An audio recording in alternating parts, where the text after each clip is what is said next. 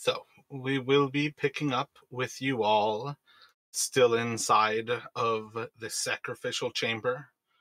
The corpse of bones has kind of melted into like an ash that has started to disseminate into the water that sits in this fetid pool all around most of your feet, and almost started to kind of like sink into it like an ink and start to kind of disseminate in.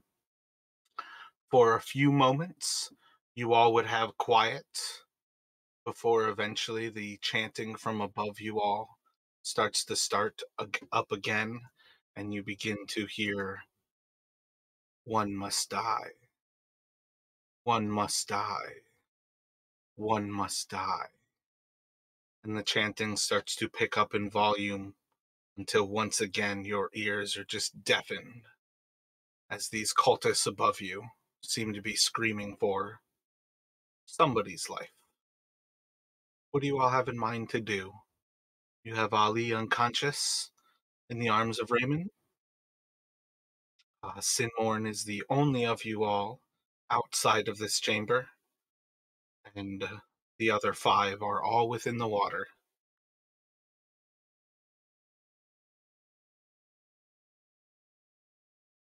I say we at least get out of this room while they're chanting again.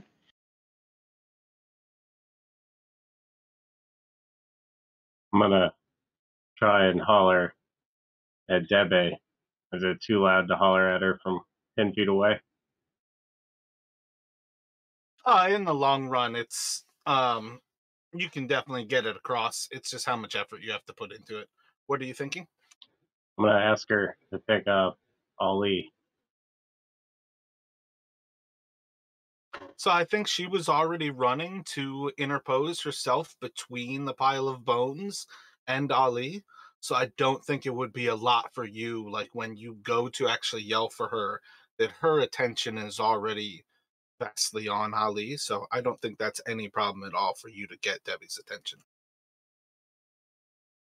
Yeah, I can carry Ollie.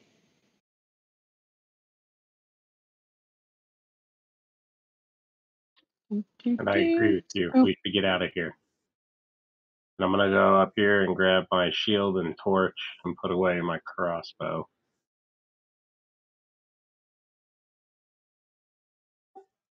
Hector's wondering, over this chanting sound, that knife we found before this whole cursed battle, did it say anything on it? Did it give us any hints about this cursed room? When you go to look around for the knife, you're going to see that it is sitting on top of the altar with its point down, and it's almost spinning like a top.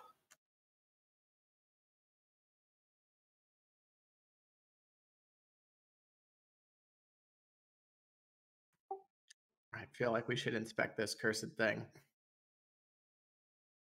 Because I don't know if we're getting out of here.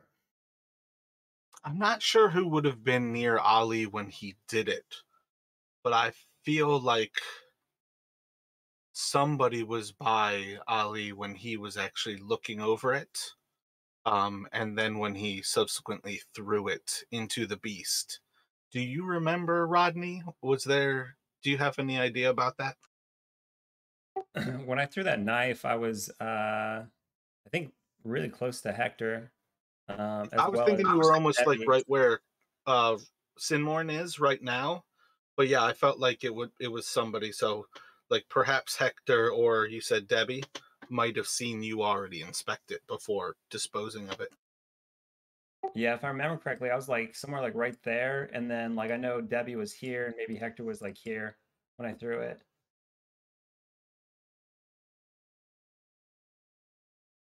So let me get an intelligence or history from Debbie and Hector.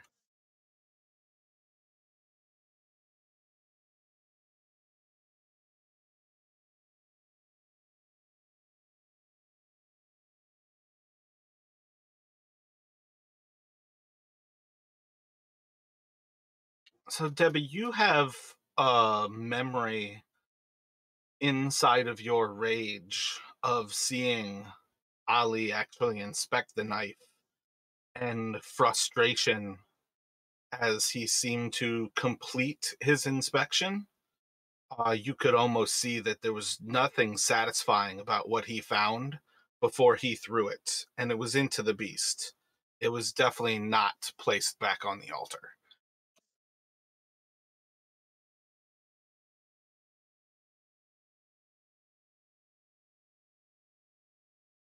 Got it. Yes, that is frustrating. Left without a clue again.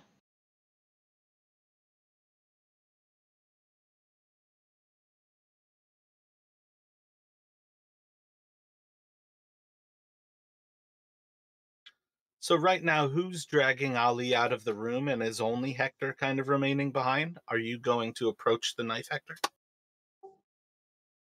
Yes, I would like to approach the knife. It seems, Debbie, you don't remember Ali saying anything in particular yet about this knife? No, it didn't seem like he had found anything. I think I'm still in the main chamber. I'm not sure I'm not entirely sure what Hector is up to, but I figure it's probably, given all the nasty surprises that we've encountered here, I probably don't want to leave anyone in the party like too off by themselves. Gotcha. So does that sound good for everybody else? Edwin and Hector have remained behind, and the other four are kind of inside of like the prison cells at this point? Yes. Yep. All right. Hector turns to Edwin. Stay on guard. And I'm going to inspect this knife again. Hey, can you grab my torch while you're over there? I got it. So I'm not entirely sure what I told Ali last time. But I'm pretty sure I told him the chants that you all have effectively heard at this point. So the knife is like a tripartite blade, and each side of the handle kind of is three-sided in that same way. So like when there's a blade side kind of looking at you, you also have a flat part of the blade. And you'll see that one of them says, "He is the ancient." Kind of rotate it about 60 degrees. You see another blade, and you see another side of the handle, and that one says, "He is the land." And then when you spin it that next 60 degrees, I feel like I did too few degrees, 120 degrees. When you spin it that last, you'll again see a blade, and you will see this part of the handle, and it simply says, "One must die." This blade, upon inspection, is 100% a part of this cult sacrifice. But what it means, who knows? And you just hear this cacophony of, "One must die. One must die. One must die."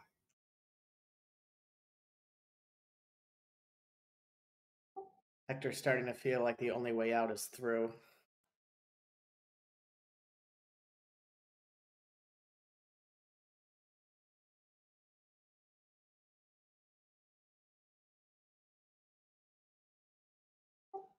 I mean, we could try and go upstairs and see if we can leave the house, but something about me is doubting it. Through where would you like to go? Would we like to vote quickly?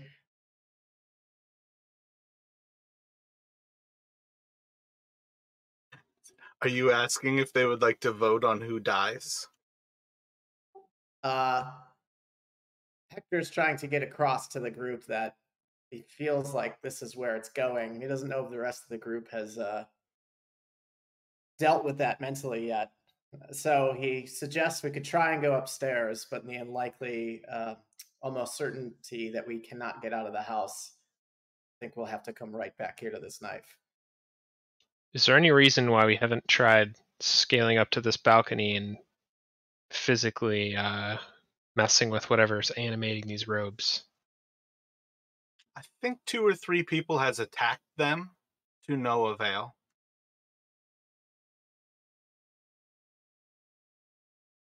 That was Edwin, right? Yeah, that was me. Do you want to do an Arcana check? Sure.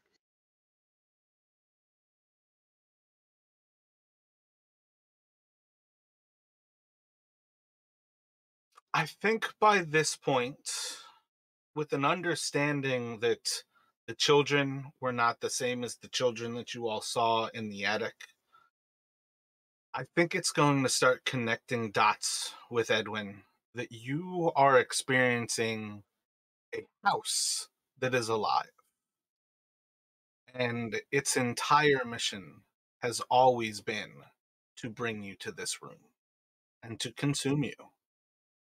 Those things are no more living than the children that you all met outside, and they are just as much the house as the brick, the mortar, and everything else that you've touched within it.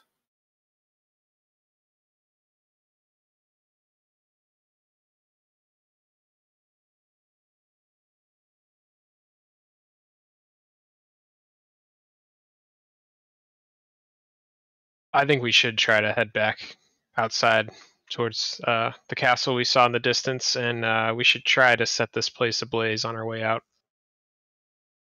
All right, we'll try. I'm not saying it'll be that straightforward, but beats staying here. All right. So, as you all walk back up to the next level of the house, where you've previously heard the chants kind of drawing you towards this undercroft beneath the actual basement itself, and that chanting was, "He is the land, he is the ancient, he is the land." It is still chanting, "One must die, one must die, one must die." But as you all kind of get back to this level, Debbie's still carrying Ali across her shoulder. How would you all like to walk back? Would you like to follow the path that you took before? Or are you looking to see what else this basement might have to offer for you? I feel like Hector thinks we can quickly check out some of the other parts of this basement. Yeah, I'm on board with that. So as they come up the stairs, Hector points across the pit as the torch is spluttering and says, "I'd love to see what's behind this cursed pit." Going the safe way around in some of these other passageways.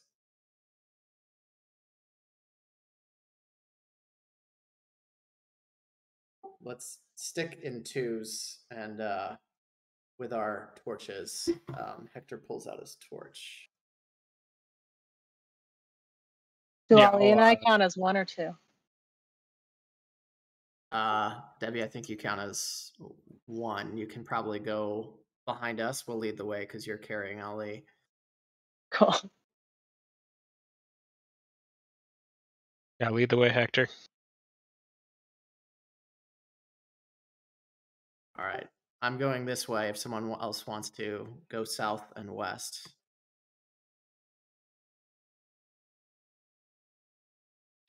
I'll look at Sinmore and ask if they would like to go another direction.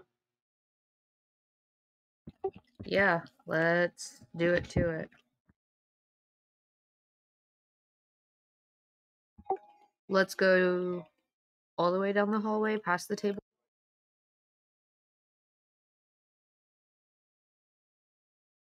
Over there.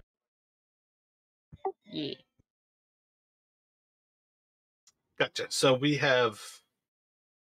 got Hector, Edwin, and Debbie going towards the north, kind of going around the spike pit. And then Raymond and Sinmorn are going to head back towards around where you all came down here. Yep.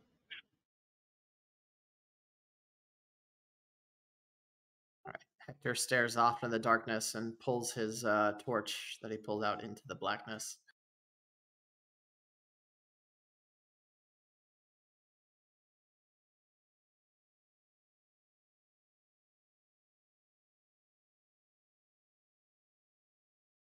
Gotcha. So right now, Raymond and Sinmorn, are you both just walking down that hallway, or are you investigating some of those beforehand?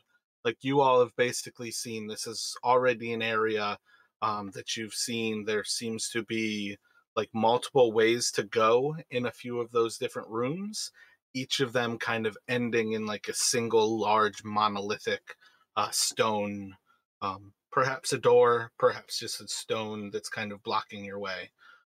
But at present, you all have seen that in basically this one. You haven't really delved into that one, but it's a pretty similar situation when you walk by with the torch. Yeah, I'd say we're investigating as we go by and ultimately trying to head east here and see if there's anything that's there. Are you going in to investigate them? Like to take a closer look? No, I'd say we probably stick the torch and see as far as we can see without actually stepping past anything. All right, roll an investigation for me at disadvantage.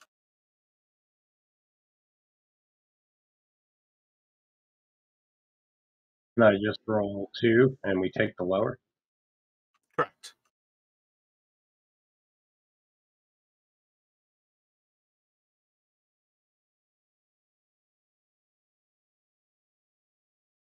So when you poke your head in to the north side there, and you see those large monolithic stones, you're going to see one of them has the name Rosvalda on the stone, and the other stone has the name Thornbolt on the stone.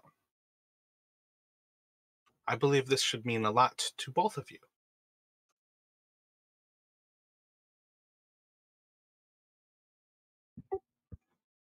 I'm gonna go to the top one.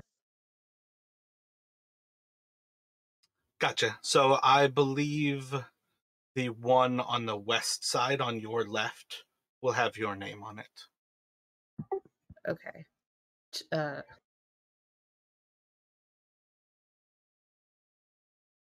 And then when you go down there, you're going to see the names of Gustav and Elizabeth, your mother and father.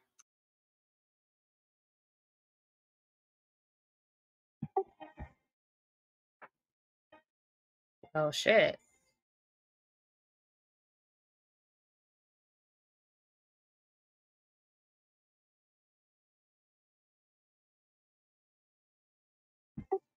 Can you describe what it's on again? Sorry, I had to step away for a second. So like inside of those rooms, you're in kind of like a little 30-foot hallway almost. There's like the normal stone wall that's directly like forward as you like walk into it, but the actual walls or the actual stone that these names are on are like a single piece of like carved marble. And while they resemble a door, again, they are very much a single piece of marble that is put in place. And the only thing that kind of really sticks about each of them is that they each have that name of Gustav Durst or Elizabeth Durst, Thornbolt Durst, or Rosvalda Durst.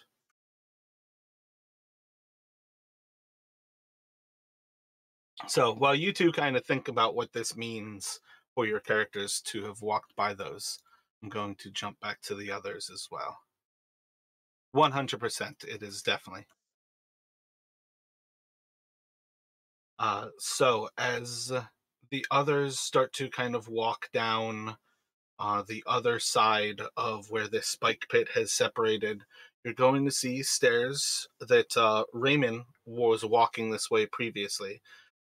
When Ali kind of came that way to trip the actual floor, but now there are stairs that go down even further ahead of you to the north. And the further you kind of investigate forward, you're going to eventually see a room kind of open up 20 feet this way, 20 feet that way, until if you all continue to explore this, you're going to see that there is a very large room with a well in the center, and each room has its own little kind of alcove that's creating like little cubbies, and inside of each is like a rotted bedspread, a small rotted chest, and there's a set of stairs off to the east that seem to climb out of this area.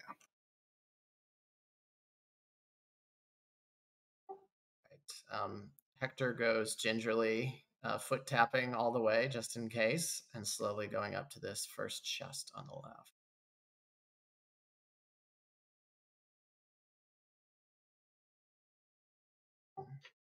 I'm following, but at a little bit of a distance, keeping traps in mind. And to be there in case he needs a quick assist. Hector inspects this first chest, touching it, seeing if he can open it, seeing if he can see anything there. So as you all spend the next like little bit going through all of these different chests in all of the different rooms, you can eventually collect for yourselves, let's see, 11 gold and 62 silver pieces, 3 moss agates, all of them kind of small, folded up into a small piece of black cloth, a leather eye patch, and a carnelian that's kind of like sewn into it like an eyeball, an ivory brush with silver bristles, and the nicest of the things that you are going to find is a little short sword that seems to be untarnished by time.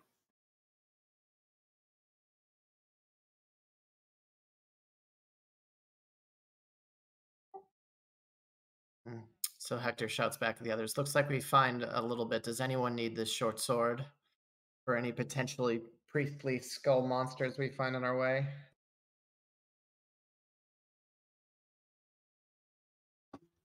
So, Rose and Thorn, what are you two thinking as you're looking at your parents' crypts and you see your own?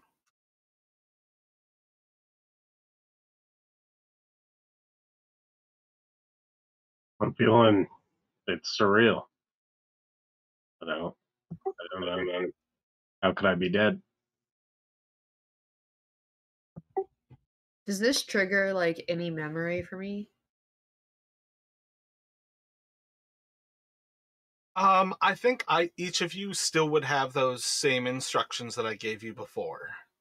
I don't think either of you would necessarily be terribly shocked to see more signs that you are dead. If you all remember, the ghosts upstairs were actually quite knowing of the fact that they had died. They were standing over their own bones. I'm not going to say that it would not still be surreal to stare at your crypt and to see that your name is carved on it and that it's sealed. But overall, I think realistically, those instructions that I gave you are the most that I'm going to ask you to play as part of this. And again, part of why I'm now referencing you by those names is because the ghosts have never been so powerful in your bodies as they are right now.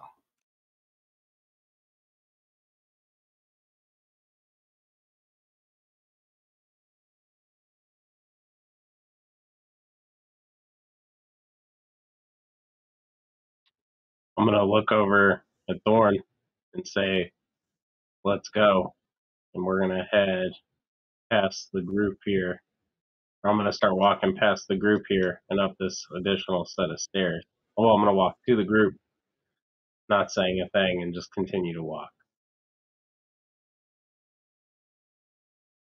All right, I'm just gonna follow. So you're continuing off to the east? Yeah. Gotcha. Hold off on going that far yet, though. Or wait, are you going to the west and then rejoining them?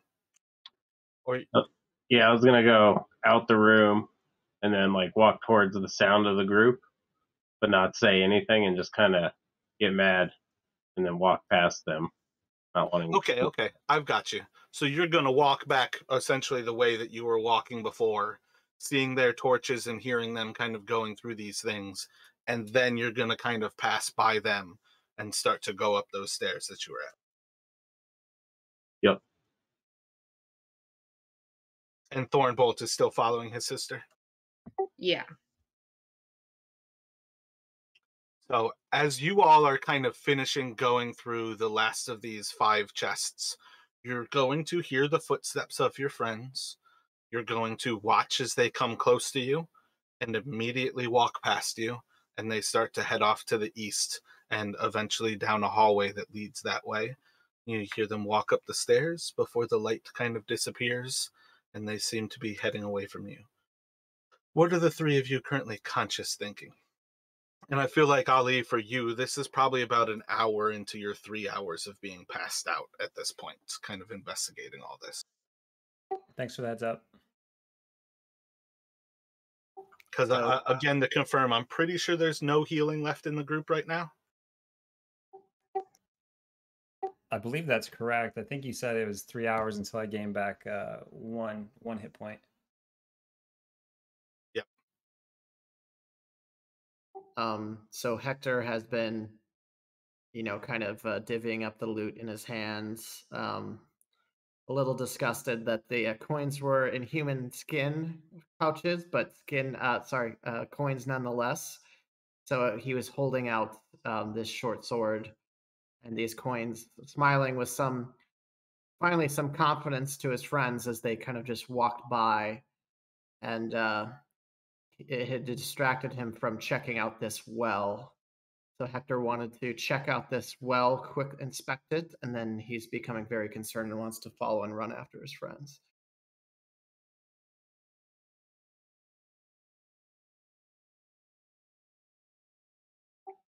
Debbie, Jim, sorry, what's your guy's name again? Edwin. Edwin. Debbie, Edwin, did you see that? They look as pale as ghosts. I'm concerned about them. Yeah, it looks like they saw a ghost. Their look wouldn't be any different than what you guys have seen for the last few hours. The only thing is they're kind of like, the fact that they like ignored you. Those 2 have been possessed since you all have been in the attic. Yeah, so Hector was holding out those gold coins, and he's never seen anyone from the party just walk by absentmindedly when loot is to be distributed and divided. Something's not right. Well, nothing else normal has happened in this house, so we should go investigate. Edwin, go run after them. I'm gonna take one quick and look down this well to see if I can see anything.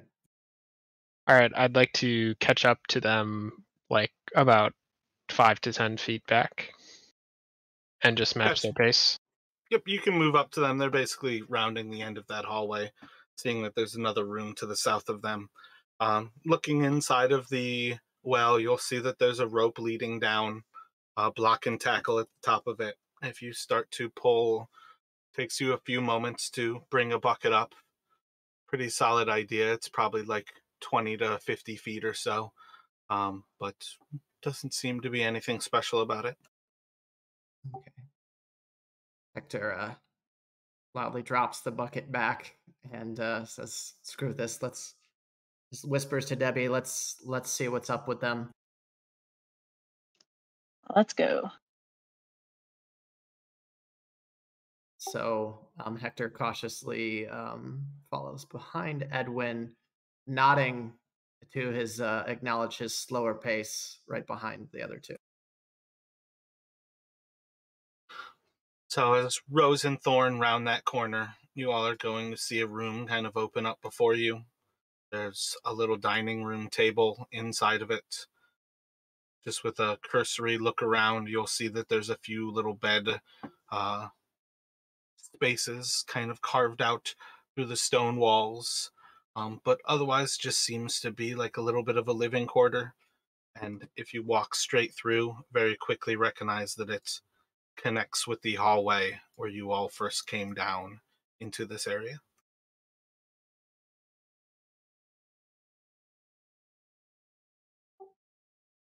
Hector whispers to Edwin, "Are they still walking?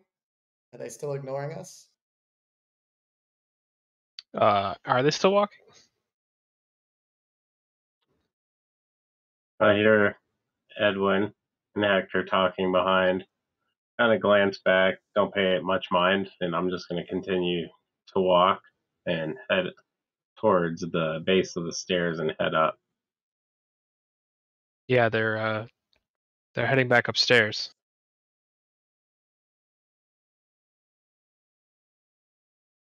Okay, so we continue to follow.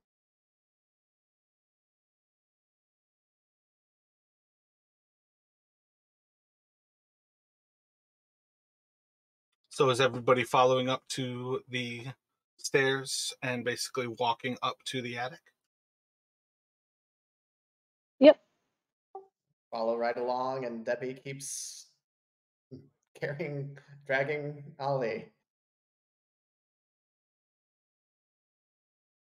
It's definitely an interesting time in this tight little space to kind of carry Ali on your shoulder. But aside from perhaps a little bit of brain damage from random stone walls being where somebody's head shouldn't be, you're able to make your way up without any problem. You all eventually kind of make your way out into the attic. And one of the first things that you are going to see as you step out into the attic is that the window off to the west is bricked in. And all of you are going to very quickly hear the sound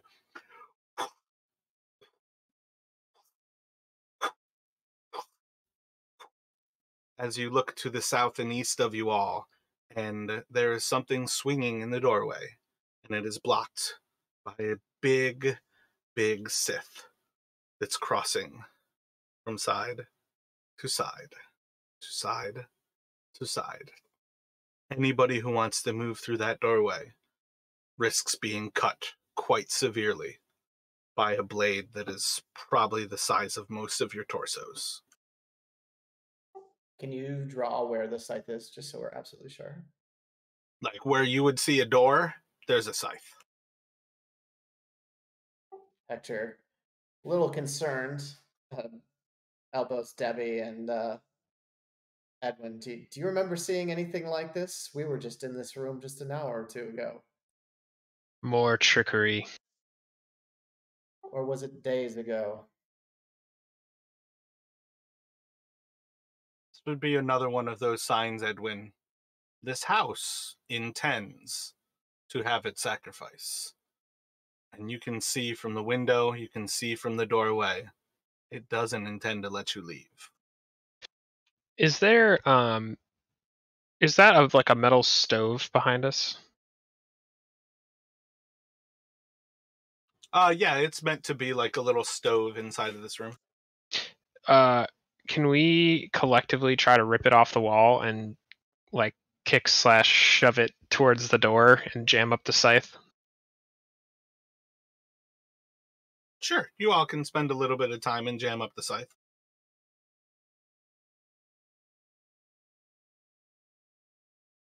And as you make your way out of this room, you have 4 more doors with scythes flying through them, and another window in the southeast that is bricked up. You're now locked in the hallway.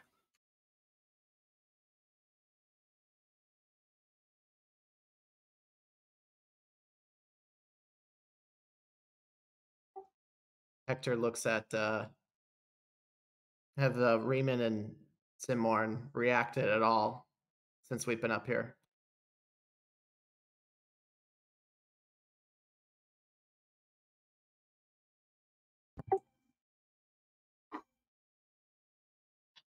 I'm just getting a little frustrated.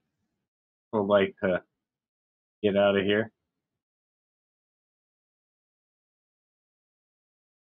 Did we hear that every single door is a scythe? Have I heard that correctly? Yep, the door directly to the east of you, there's a scythe. The door where the children were is a scythe. The door to the stairways to the lower level is a scythe. The door to the west is a scythe. The window to the southeast of you is brick. Any volunteers, Hector says, or I'm going to push someone in or jump in myself. Squid Game. Hector Are sees, these scythes only exposing metal, or is there some kind of like pole they're attached to that we can try to target? Hector jumps into the scythe, trying to get to the dollhouse. Make a dexterity saving throw.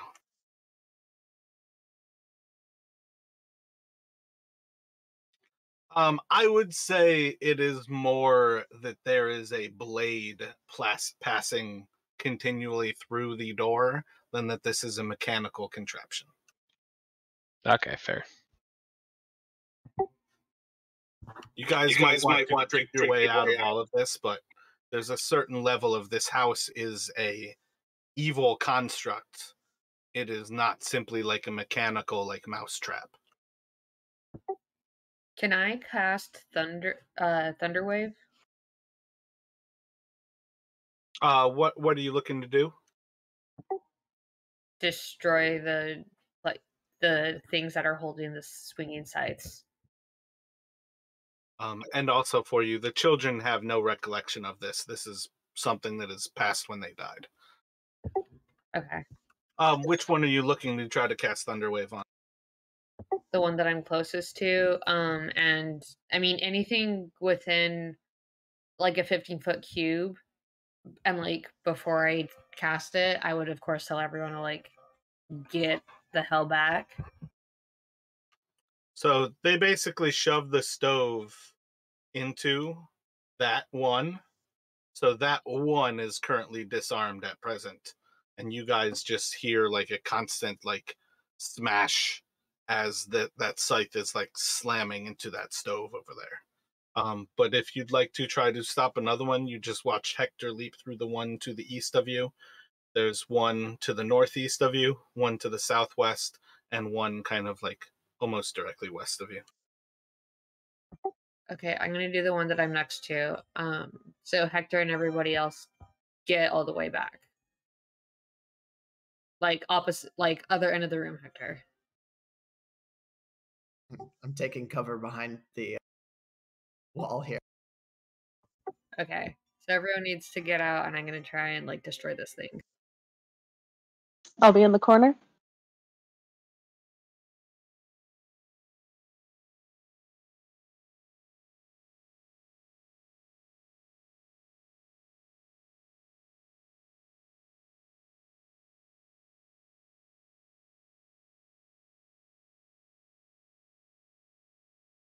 Wait, I thought you don't have any spell slots left.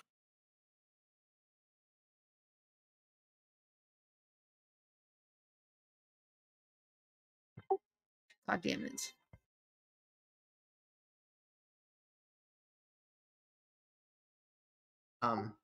While he's in here, Hector inspects the dollhouse model. It's been quite a few stressful hours since he looked at it last. What are you looking for? Hector remembers there was a few secret passages in this cursed house. He's pretty frustrated and done with it, but there was a few places we had not gone. And a few secret passages all over the house. Roll an investigation for.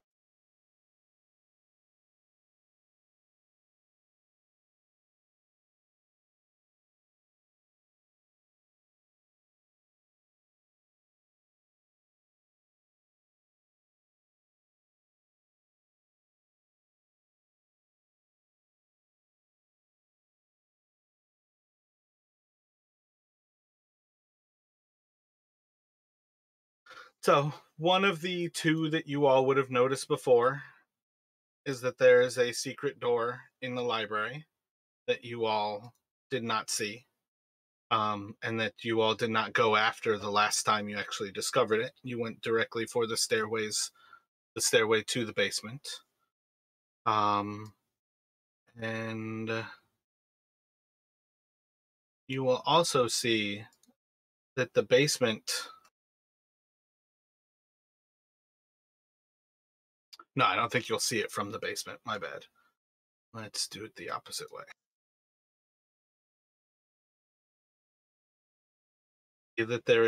You'll see that there is something new that you did not notice before, but that there is a stairway into the basement from the first floor.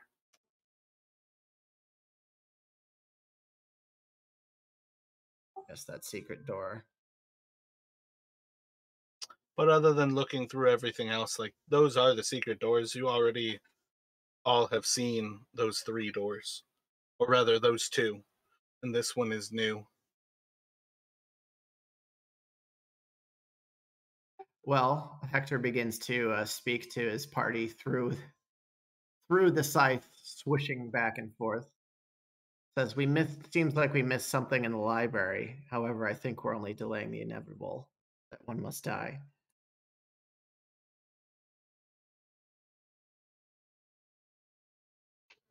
What if we just light up this dollhouse?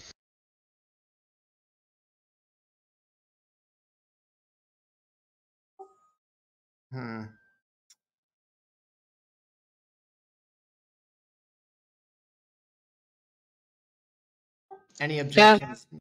I let this scythe go right through me. I was going to suggest lighting up the dollhouse as well. Torch that shit. Fine. Hector stomps on the dollhouse. That's his torch to the wreckage. Doesn't take much effort to destroy it and eventually light it on fire. You gonna do anything to stop it from burning the house down? Use your cloak.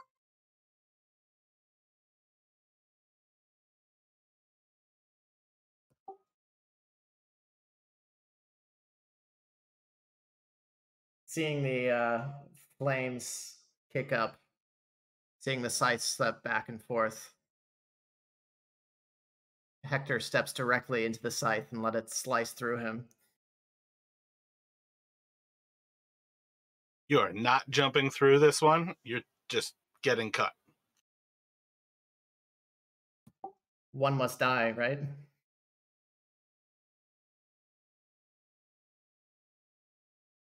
So you're going to sacrifice yourself. Anyone going to stop me as I jump into the scythe? You're on the No! Is there a way that we can like wait until we get a full rest so that we can like, if you end up getting injured, we can like bring you back, like maybe let you die a little bit and then we can bring you back? The moment it hits you, it's going to do 11 slashing damage to you, Hector.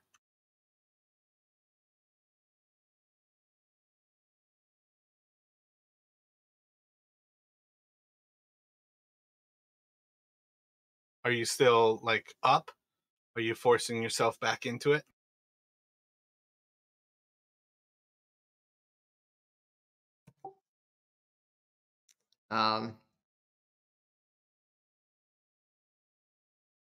Hector's injured and begins to crawl back towards the scythe unless anyone's going to stop him.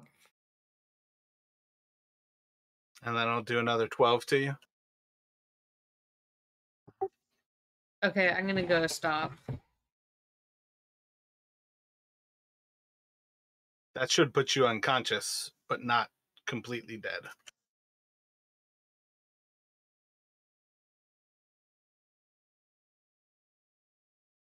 So what is Debbie trying to do to stop Hector from making his sacrifice?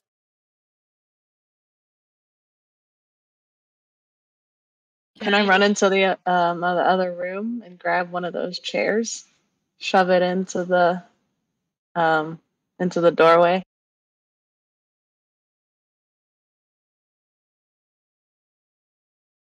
Let me have a dexterity check from you.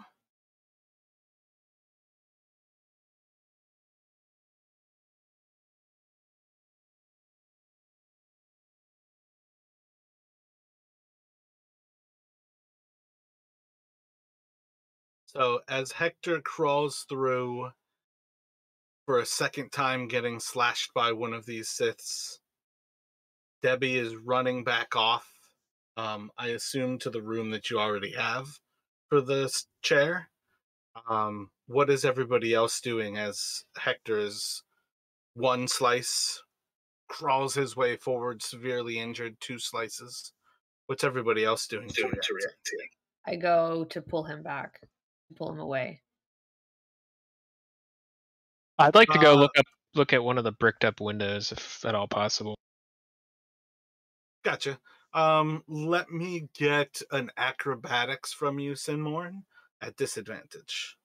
And was that Edwin looking at the windows? What are you trying to find here? Well, nothing in this house is what it seems, and it's all magical and trustworthy, and Edwin hates it, and he wants to see if these bricks look real and if they look, 17,000 feet thick, or if it's more illusory and kind of weak. Gotcha. So this is more that you're like physically trying to test the bricks than that you're going over them to like look at them? Does that sound right? I might want to visually inspect it first before touching it. All right, do a perception check first. So Sinmorn, as you go to drag his body through, the scythe is going to cut through his body again. And at this point, you will have 2 failed death saves on Hector, but you have dragged him out of the other side. And I think that will also take a death save from you, Hector, as well. So roll a d20, and you need a 10 plus to live. A 9 or lower, you are going to die. So as Sinmorn is dragging your body through the doorway, as that Sith draws through your blood, Sinmorn is going to have a cough from you, spill blood all over there. Assuming Sinmorn's probably like down low to the ground, kind of pulling you from the like underarms. Sinmorn's just going to get covered in blood. And in the moment that cough of blood happens, Edwin, you're going to see a window before you, and all of the Siths are going to disappear as the house goes silent.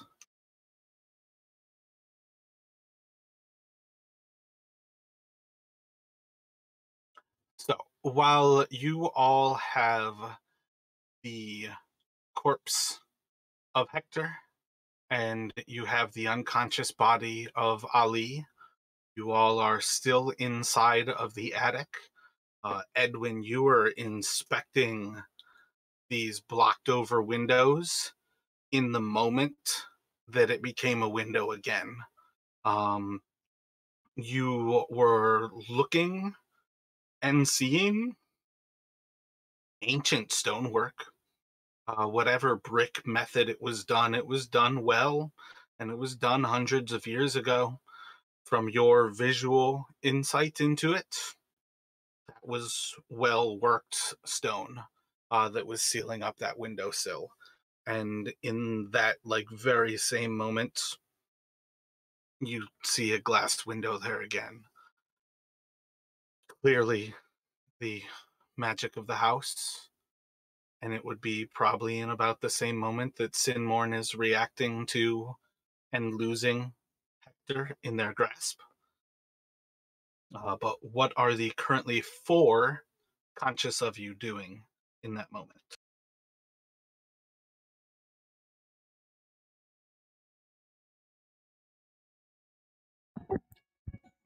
I'm sorry, can you say that again? Just what are the 4 conscious party members doing? Right now it is Raymond, Debbie, Edwin, and Sinmorn. I'm staring at shock at Hector's dead body and crying.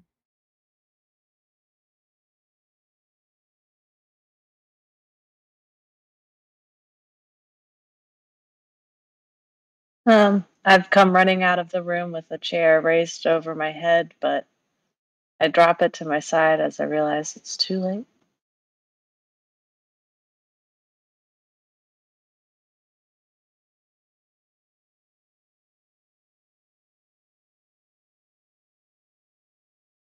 I'd like to put my fist through the window.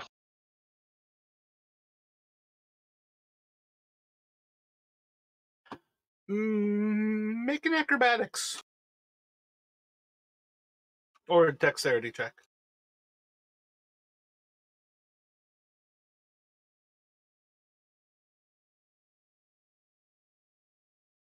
You punch in a way that you actually knock out a plate of the glass rather than getting any sort of horrendous wounds.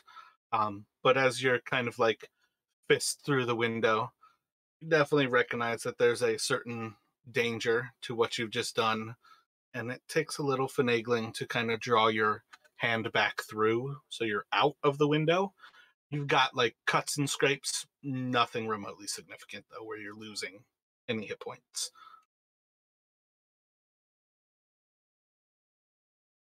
Well, our old friend the mist is still out there. Make a perception check for me.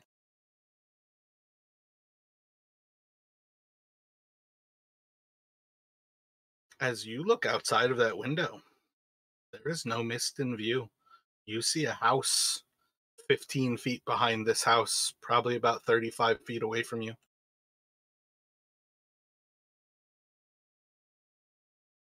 Can you repeat what I just saw past the mist, or where the mist used to be? So, let's say there's 20 feet between you and the back of this house, when you're looking over this little veranda, and then there's a porch below you. About another 15 feet from that, there's a house backed up to this one. You see that you are now actually in a town.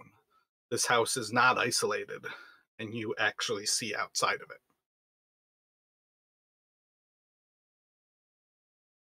Guys, our situation has changed. We seem to be in some sort of town now, and the mist is gone. I say let's get out of this house and go look around.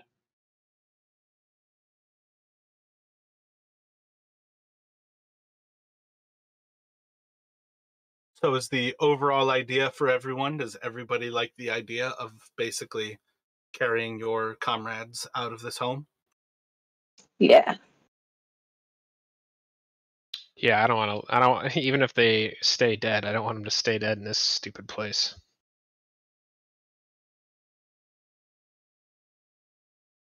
They deserve a better resting spot. So we are going to have you all go through the process, moving through the rest of this house, finding your way back from the attic down into the maid's room, finding your way to the top of the marble stair, and slowly progressing down to the second floor and then to the ground level. And then you all can leave through that front gate where you once came in.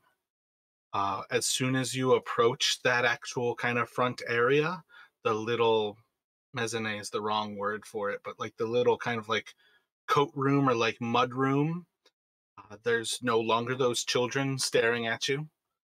This house, for all intents and purposes, seems to be inactive. One thing that you will notice as you're going through it this time, though, is that it aged. This house is no longer pristine. Some of the lower levels here were in immaculate condition, as if there was a maid who was still taking care of the house.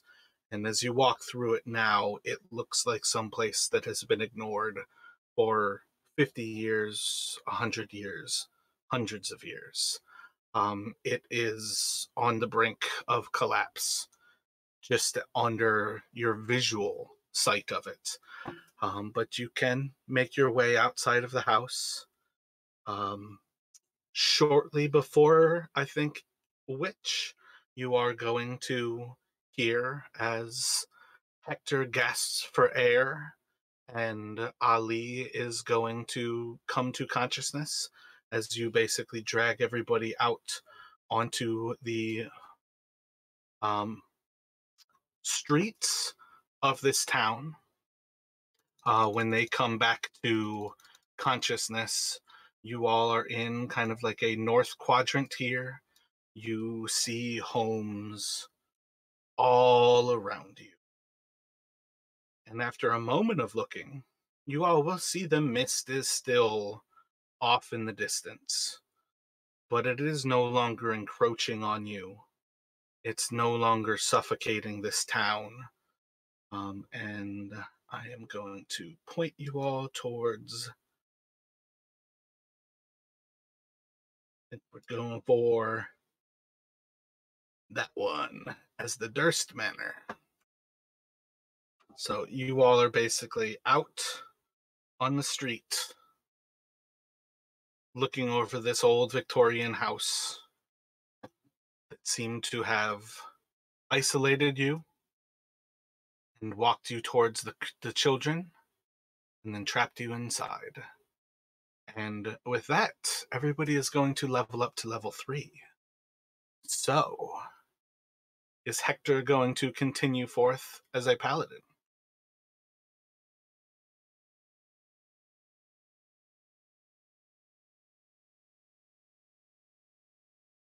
So while Hector mulls that, one of the first thing that Hector thinks about is taking a few measured and unconfident breaths, is take off his pin of Kellenvor and toss it into the grass. Ali, would you like to level up as a ranger? Indeed, I would. So you can roll a d10 for me. Debbie, will you be leveling up as a barbarian? Yes. You can roll a d12. Edwin, sorcerer. Aye. Might have lost you after I feel like you're. Oh no, that was an AYE, like a seafarer's eye. Gotcha. I just it didn't quite get as raspy to get the point across. I kind of swallowed midway through. So you can roll a d6, and then Raymond, are we going cleric, fighter? What are you thinking? Gonna go up on cleric. Gotcha. D8 for you. Sinmorn, bard, fighter. Going fighter. Going fuck. D10 for you. Hector would love to stay a paladin. I also researched that with some paladins that can later like discard their god or kind of like betray their god, go against their ways. Yeah, you haven't even had to pick your way yet. You will actually do that at level 3. In the long run, I would say you have no reason to change what you were already thinking about doing. What we talked about at present is perfectly personal for you.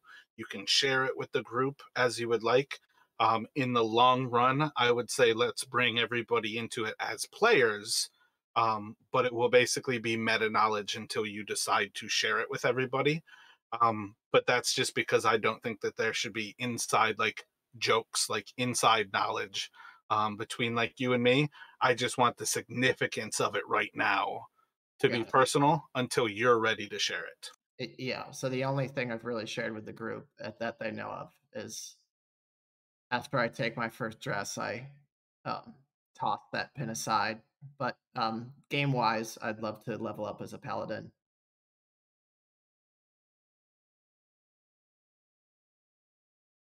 I believe Paladin's going to be a D10 that you can roll. Hey Mara, do you happen to have what my hit points were at before I leveled up? Yeah, I actually do have those. Brandon, can you roll one more d10? You always get a re-roll on the first one.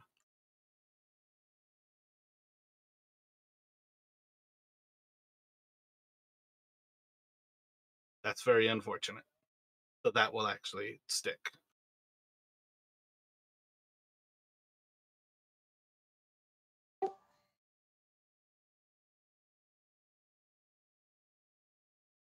Are you gonna take that amulet back after those rolls?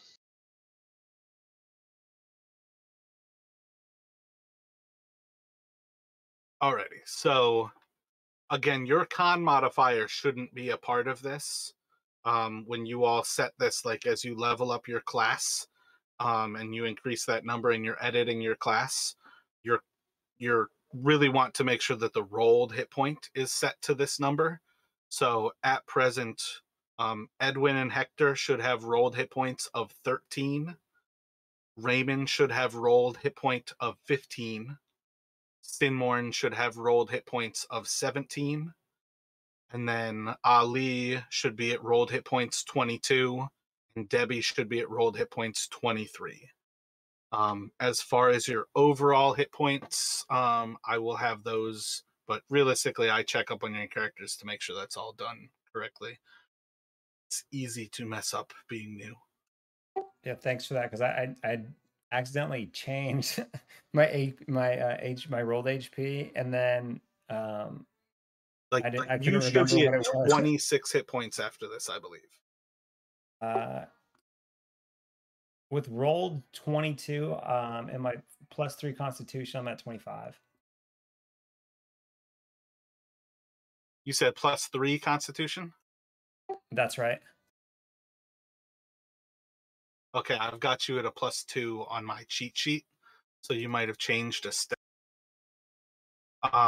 You would actually be at 31. You gain 3 Constitution, like you gain 3 hit points each level. So if like Debbie has a Constitution modifier of 4, every single level Debbie gains 4 hit points plus what Caitlin rolls. Oh wow! So the hit point bonus that's +3 for every time I level up.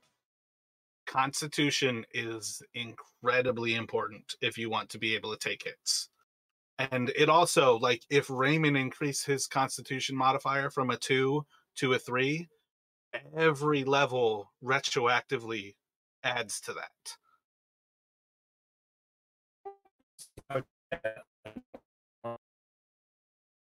You went all robotic there again. Still robotic. Sorry. Can you hear me now? Yeah, that's much better. Okay. What was your question? You said I was at a 31? Yep, I believe you should be at 31 right now. 9 from Constitution and 22 is your rolled hit points. Okay, yeah, that makes sense. And I think Debbie should be at 35. Yep. I think Hector should be at 21. And where do I change the max again?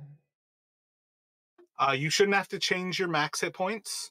When you go into your class, when you like edit your character in like the little anvil and you set your class to like level 3 paladin, you should see in that top right where it says modify hit points, and you only want to change the number that says rolled hit points. If you change the rolled hit points to 13, you should have a total hit points of 21. Okay, I messed something up. I'm sorry. I was editing somewhere else. Oh, wait, I might have done your math wrong because you have a +2 Constitution. You should be at 19 hit points. It says +4 hit point bonus, says +4 from Constitution. Rolled. You're probably still level 2 though. Okay. So this is interesting. When I put 22 for my rolled hit points, it only adds 3 altogether to give me a total of 25 for maximum hit points instead of giving me the 31. Is your Constitution 1 or is it a +3? It's a +3. I see max 31 on your character sheet when I go to it. It might be telling you what your con modifier is, not what your con is adding.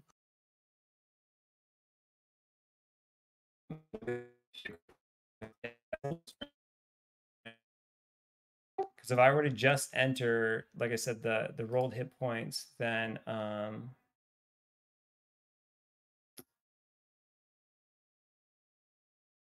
no, my Constitution is just a +1.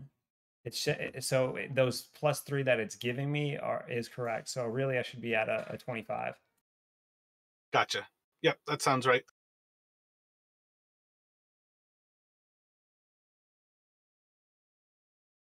I didn't actually edit my hit points at all, but I did just level up. It looks like it gave me 3, but I rolled a 4. Should I edit that somewhere? What do you mean? What do you mean that it gave you a 3? I was at 8 out of 15 HP, like when we ended our, like when the house dematerialized from the fog into this town.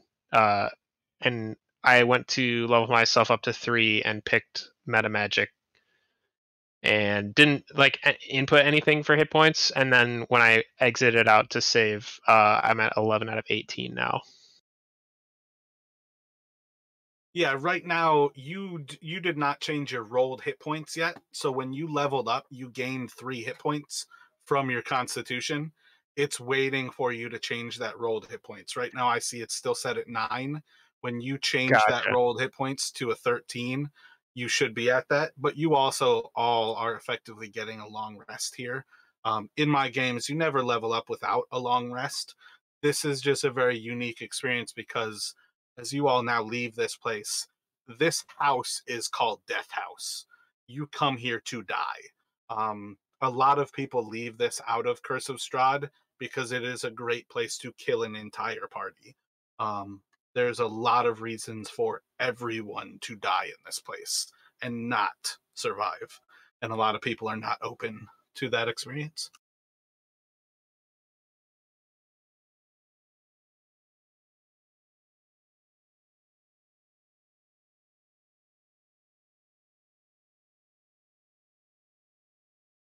But Edwin, you should be at 21 once you get that set. I believe that should be your right number with +9 or +3 con. Hector should be at 19 with a +2 con. Debbie 35 with a +4 con. Ali is 25 with a +1. Raymond is a 21 with a +2 con.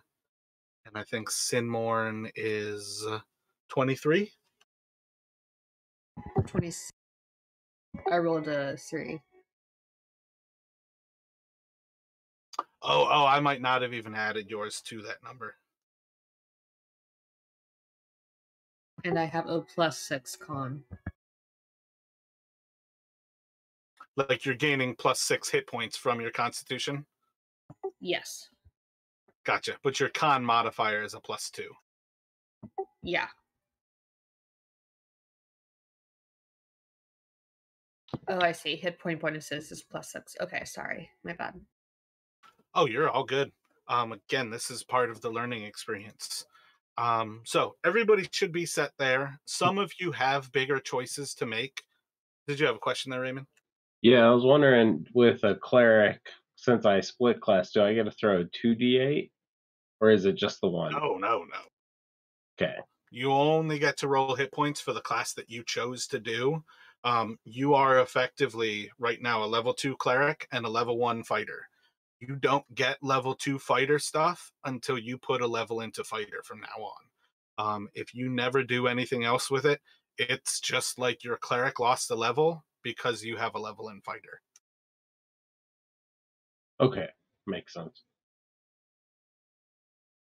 But overall, some of you might have bigger choices to make.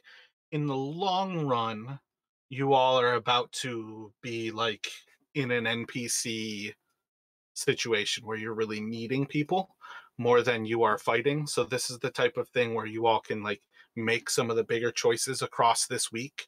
But at present, we're going to move forward.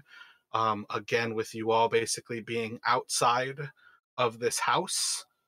You saw it from this view when you first got here, and you were enshrouded by the mist that was slowly closing in on you and burning your flesh just to force you inside of the house. And now you are outside of it, and you are seeing that you are in a small little hamlet. There's houses all around you. Some of them look to be occupied, others don't seem to be occupied. Uh, in general, you're in a dark place. There's a little bit of moonlight above you, but kind of looking around for the moon, you all are going to see the slightest little sliver of moon. Um, it might be waxing from a new moon, it might be waning to a new moon. It's hard for you to tell at present. The moon is probably early in the night, maybe like 15 or 20 degrees over the horizon. But other than that, you kind of see the glow of the mist over the forest while you look for the moon. You can still see signs that the mist is around. It's just not close to you. And as your friends come to, Hector is indeed still like cut across his back from that blade. Severe wounds seem to be a part of his body at present, but he stands up and is walking much as if it didn't really faze him. Ali's going to come to consciousness and kind of recognize some of the situation about you all. But what are you all thinking as you kind of are out of this situation for the first time here?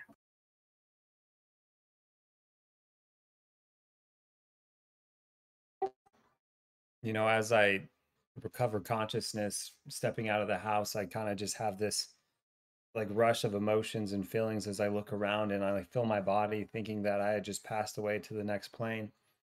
And looking around at the party, I just say, "What happened? Where are we? What's going on?" And then I just look over and see Hector, kind of lifeless, and I'm still badly injured. And I just say, "What happened to Hector? Is he okay? How did we make it out of there?" Just looking for answers to all these questions from the party.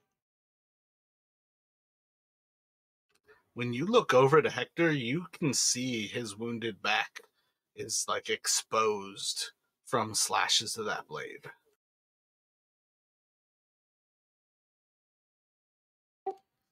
So I actually do have one spell slot remaining. Do I cure Hector? Oh yeah, long run, like it's not like he has like substantial wounds remaining. Again, you all basically take a full rest here. My point Oh, is right, okay. like he is currently breathing and alive, not because his body should be breathing and alive. Any normal human would succumb to the wounds that he currently has on his body.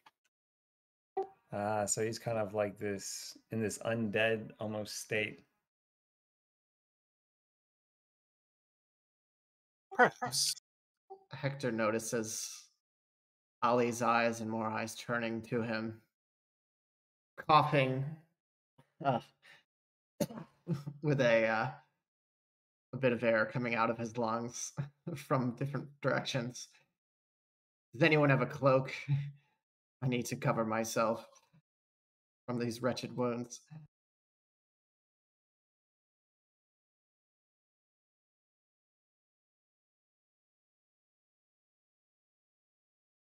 Wait, so he's so besides the wounds on his back, he's like up and moving around, like doesn't look injured. On some level, yeah. I mean, he still has all the blood splattered about his person. All right. Hector, we should see if there's a town medic in this strange place. So I'll actually, take off my own cloak from that kind of goes over all the rest of my stuff and just give it to Hector and, place it over his shoulders and, just help him cover himself up. Here, take this, my friend. I feel like it was Raymond who said look for a town medic. I'm still learning voices. Edwin, and I also I'm slowly starting to use my impression of the captain from Jaws, but it's a little rusty. I feel like I have everybody's voices but the two of you locked down right now. But I'll get there. So can I have you roll a perception check? But otherwise I feel like Hector was about to say something.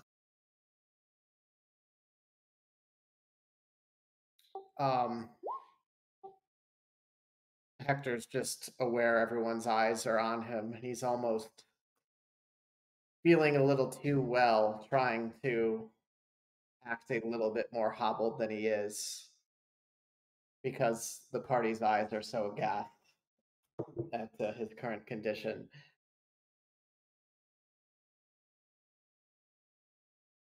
Are you saying you're trying to deceive them? Can I get a deception check from you?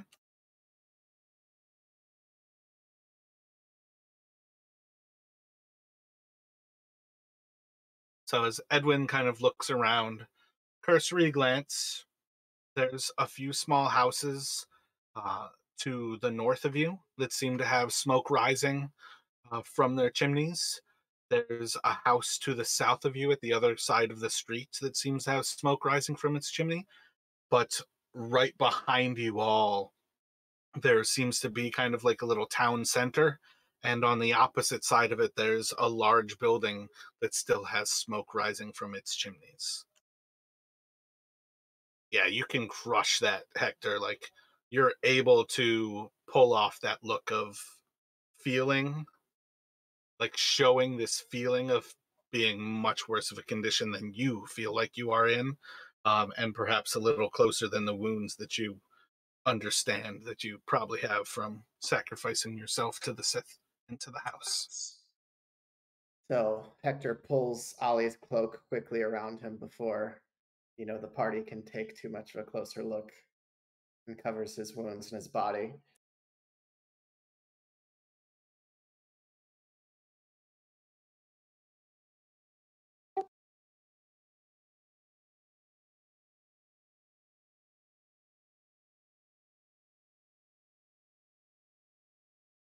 Looking towards the town center, you know, I can smell like the scent of food and perhaps hear the noise of people. And I say, perhaps we should head this way. That appears to be an inn on the other side of those houses just over there. It's been so long since we've had a place to just relax and have a meal and a bed. I don't know about you all, but I'm exhausted.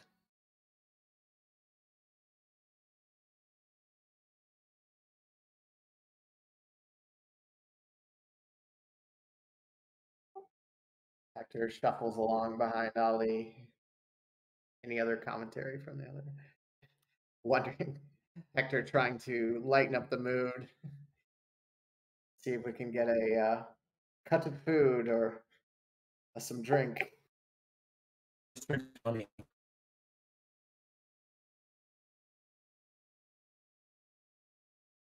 Hector pulls out the coin purse that they found in the dungeons and said maybe we can spend some of this coin on finally a hot meal.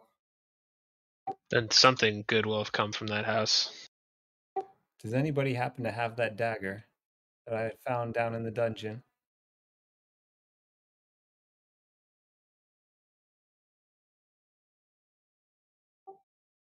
Hector was the last one to see the dagger and left it on the center of the house's the sacrificial pool.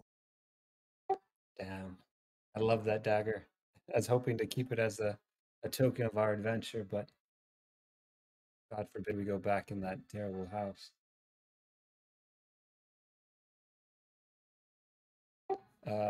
With that, I say, so how does everybody feel? Are we ready for some drinks and some food? Ready to head over to the inn? Yes. Hector, make a perception check for me. Or it could be investigation. It's up to you, actually.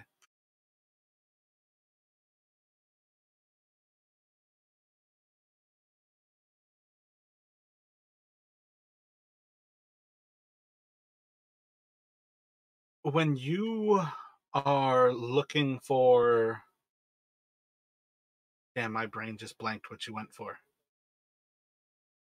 We were You just looking. looked for We were something. talking about a medic, and then we were talking about a nice meal and drink. Those are kind of our two biggest goals right now to find. I felt like you looked through your bag for something, or you... Oh, yeah, you grabbed the coins. When you go through your bag, you do not have bones on you anymore.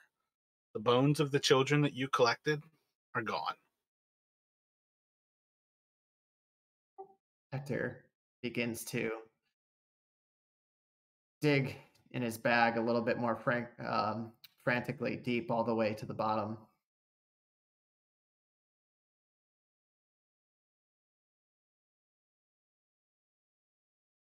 I think overall, a lot of the stuff you all collected, you still have. You all might find that there are certain things, though, that you picked up in that house that are not on your persons.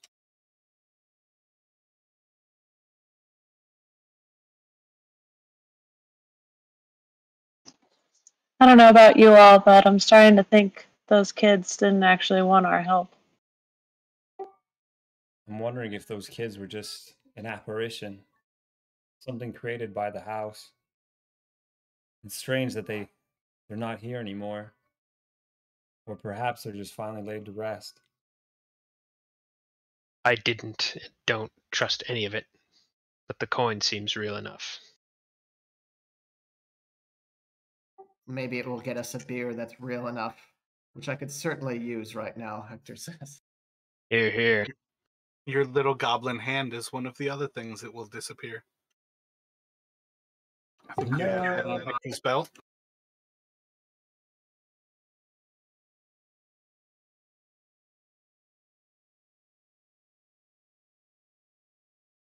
But like the crossbows, the jewelry, those are things that you all do have. So, sounds like everybody's looking to basically cross that little square and go to that larger building to the west of you. Yep.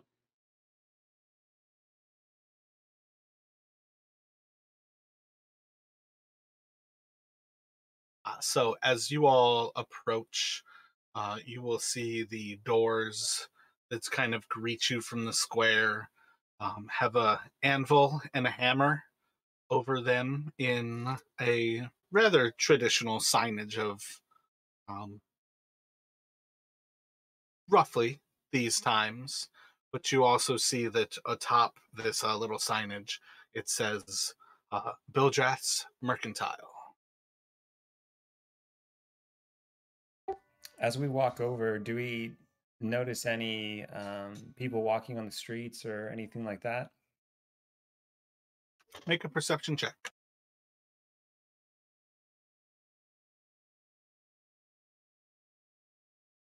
Looking around the streets, you don't see anybody. There's nobody walking between locations. There's no real signs of like lights at windows. This place looks shut up, and those little bits of smoke that Edwin pointed out towards to you is really the only sign that you see that this place is actually alive. Strange. Y'all Place must be on clean. holiday. Perhaps. That or something more grave. Nothing about this place makes sense. Probably enjoying themselves in the mist.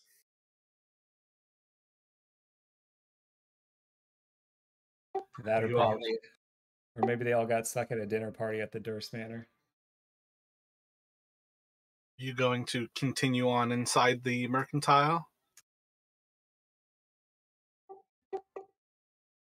Sure.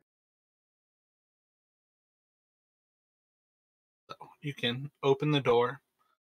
Inside, you'll see all kinds of different things on shelves, and almost each and every different thing has like a shelf and many feet of space all to itself. You see a blanket rolled up, and there's nothing even remotely near it. 5 feet away from that, you see a crowbar. You see little things like cups, a shirt or two on a rack, a very gender kind of neutral, like it's just a very simple shirt. There's a single pair of pants kind of folded up and just left on the side. And looking around this place, you all would pretty quickly recognize this is a place to buy adventuring gear. But for the size of this building, it could have about like I don't know, almost an infinite amount more. When you look at how much is in this place, it could be maybe a 15th of the size and still feel sparse. This is a big location and very little to buy inside of it.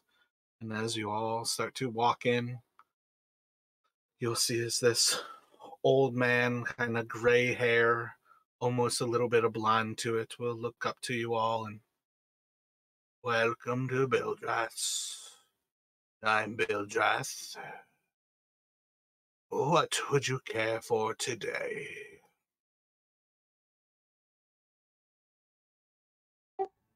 Why, hello, Bildrath. Just curious, would you be in the mood for buying any items? Perhaps gold rings, jewelry, topaz, or a platinum necklace?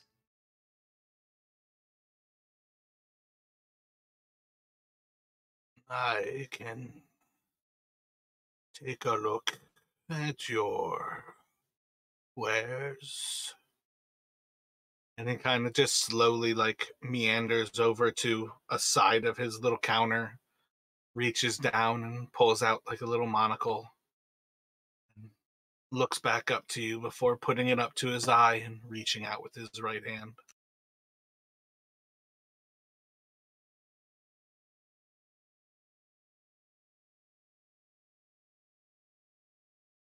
I'll tap Raymond on the shoulder and say, show him the necklace and see what he thinks of it.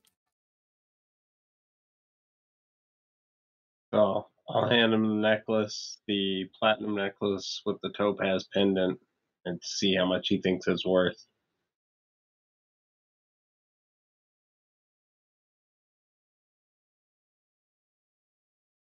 And as Raymond hands it over, I'll just mention we almost lost our lives finding this piece right here. We actually traveled through a haunted house and fought all sorts of strange apparitions and his evils. So he's gonna take a few moments looking over the object before you say the word travel. And he stops looking. Are travelers? Aye. Perhaps Has you he know come for you? And who is it that you're speaking of? I'm gonna see as he looks over each of his shoulders, looks over you all.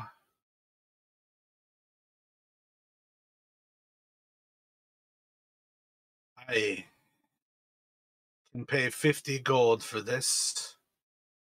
You leave right now. I don't want you here.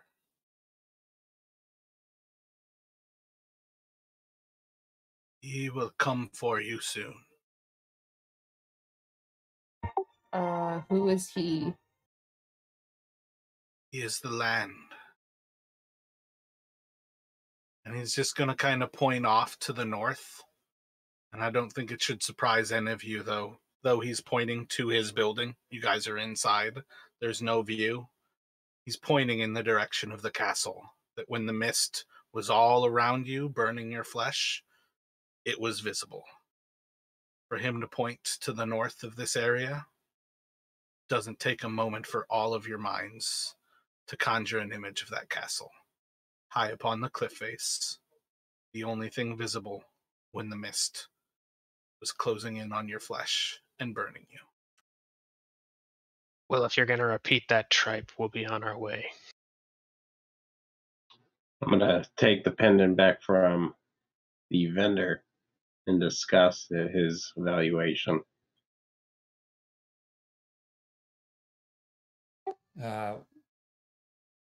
Perhaps we don't know who you're speaking of, but perhaps you may know somebody that we're looking for. A teenage girl, red hair. Get out of here! Be gone with you! Leave my place! But, sir, one Get moment. out! And he's just going to yell, Periwinkle! Periwinkle!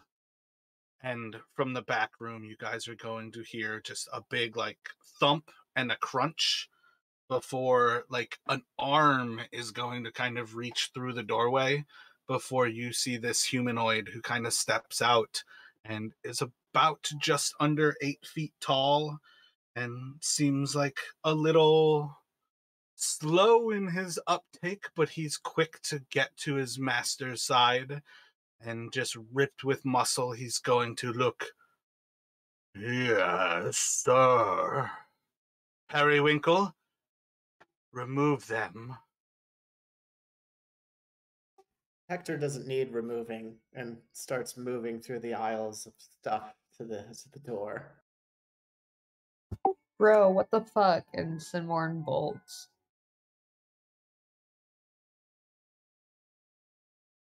You all end up leaving the mercantile. As you kind of get to the door and the last of you goes through the door, you'll just hear from behind you, they are removed.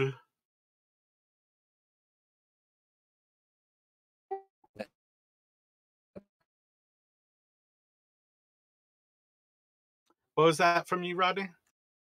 Just saying, what the hell was all that about? Just to the rest of the party. Let me get an intelligence from you all.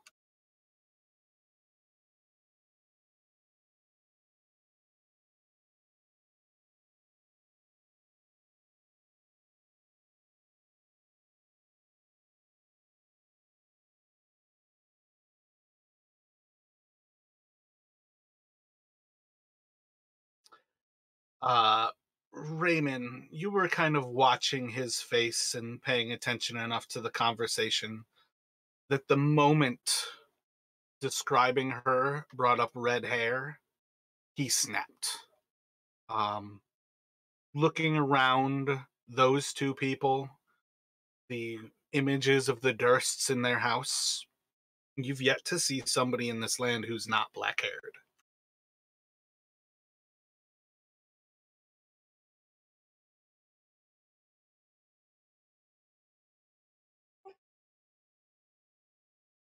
Hector brings up to the party. We are looking for some girl. It's been so long in this cursed place, I barely even remember.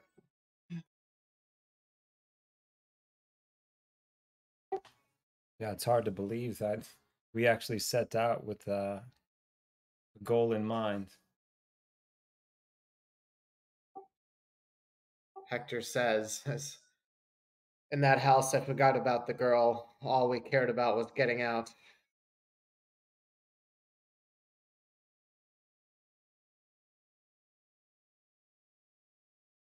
Well, we try our best just to find this girl and just get out of this damn place as best we can, as fast as we can. Especially if we're greeted like that by the rest of the people that live here. I'm gonna announce my investigation to the team, and I'm gonna say the only thing I've noticed one of the things I noticed was he pointed directly to the castle. Do you think that's the key to this town? He did mention that someone would be coming for us. And then, yeah, he pointed at that castle. Perhaps it's the person that lives there. That person will be coming for us. someone strings in this town. It's obviously the power that emanates from there. Perhaps we should find somebody else, and maybe they'll be more polite and tell us more about this person that lives in the castle. I don't know about you all, but if someone seems to be coming for us or thinking about coming for us, perhaps we should be afraid for our lives, enough so that we should prepare for it.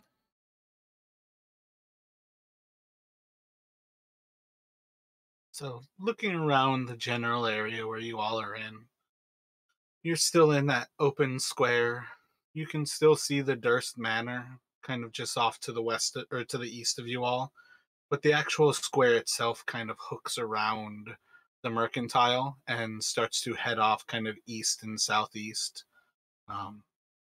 In the long run, you all can explore this city how you would like.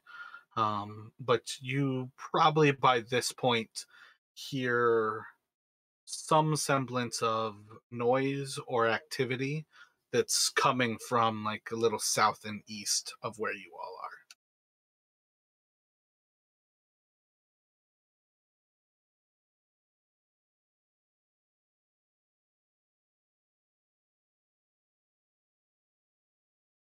Hector pulls Ollie's cloak tight and continues to shuffle out of the square towards the noise to the east. Make a perception for me, Hector.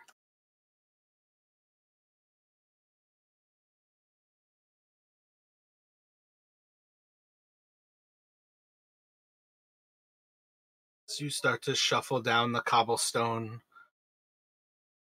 you hear piano playing, little slow music, almost perhaps a funeral dirge. Maybe it's something that's a little more upbeat and they're just playing it slowly and they're learning. But you can't help but feel that you're saddened by this music that you're hearing. And after a few moments, you recognize that it's not the music, but that you can actually hear somebody crying and they're wailing in pain. And it doesn't quite seem right, but it's just over your conscious ability to hear it. And that's why your mind just seems to tie it in with the music. But the two things are coming from the south of you. Perhaps the building just across the square from you, perhaps just beyond it.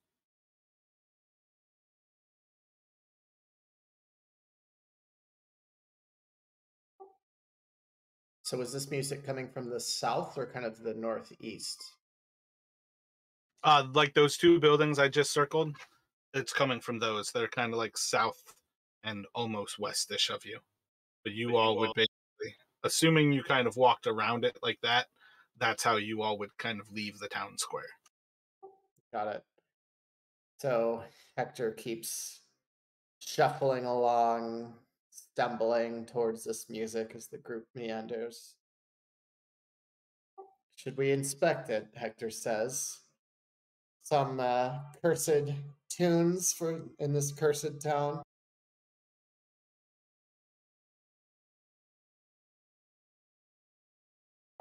I say let's go for it.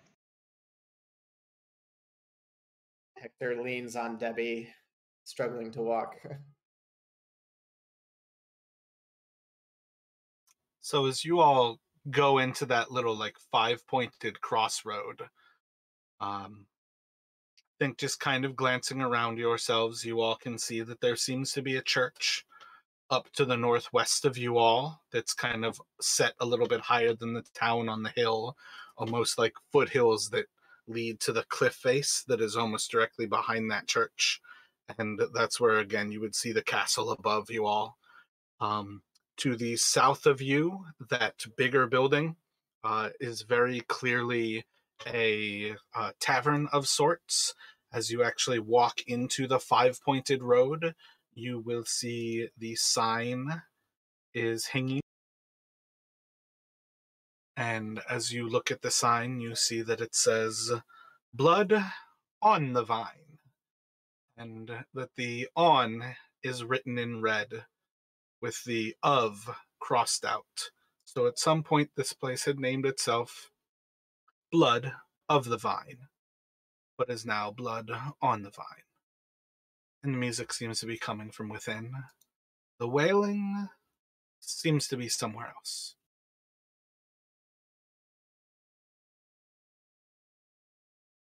Ah, there goes the tavern.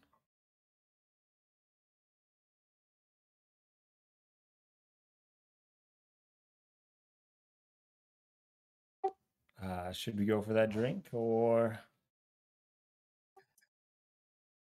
Hector was already down for this drink.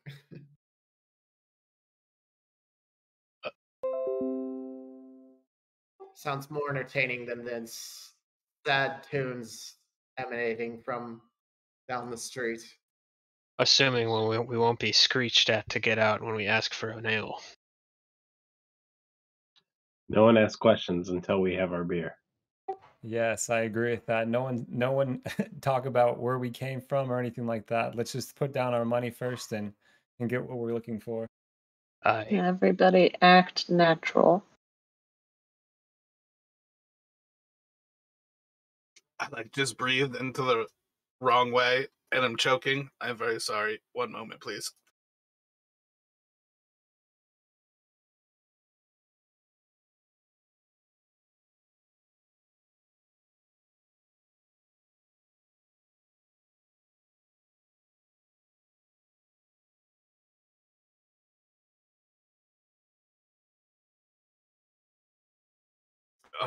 All right. I'm very sorry about that. So, while you walk into this place, this is a very dark tavern. You see a single person who is behind the bar. An older gentleman just kind of seems to be staring blankly at the glasses that are before him on the actual bar countertop. He has a very dirty brown rag in his hand that has just enough white on it to remind you how dirty this rag is, and is polishing a glass that is far from clean in the least bit, but he's just kind of polishing it. And as you all walk into that, there is a table kind of directly in front of the entrance, and two women are kind of sitting at that, and they're speaking to each other in hushed tones, and seem to be drawing cards between them. But as you all walk into this tavern, you have these immediate guests in front of you. What all would you like to do as you can walk forward and go to the bartender, walk past some guests? What do you have in mind? Hector beelines for the bartender, and with his silver coins in hand.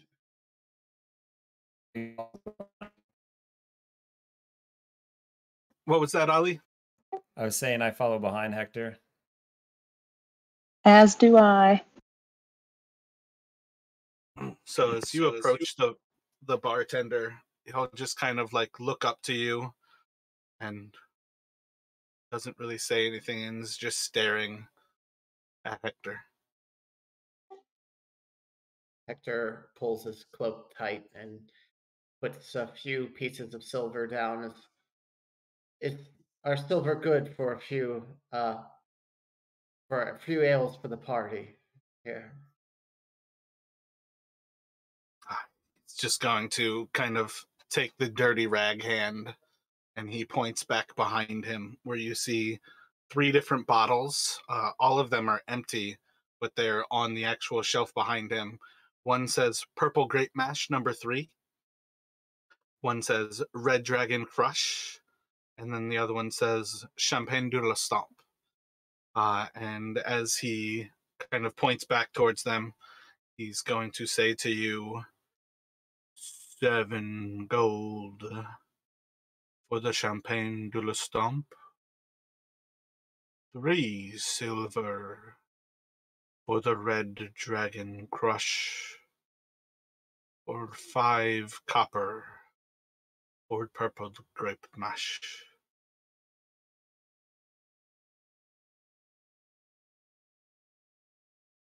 Dude, we're celebrating getting out of that damn house. I throw down the 7 gold pieces and say, give us the finest that you have. Champ de la Flon.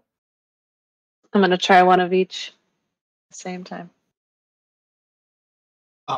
When you put down the 7 gold, Ali, he's going to pull one of the glasses, and he reaches below and starts to uncork a bottle. This is for a glass.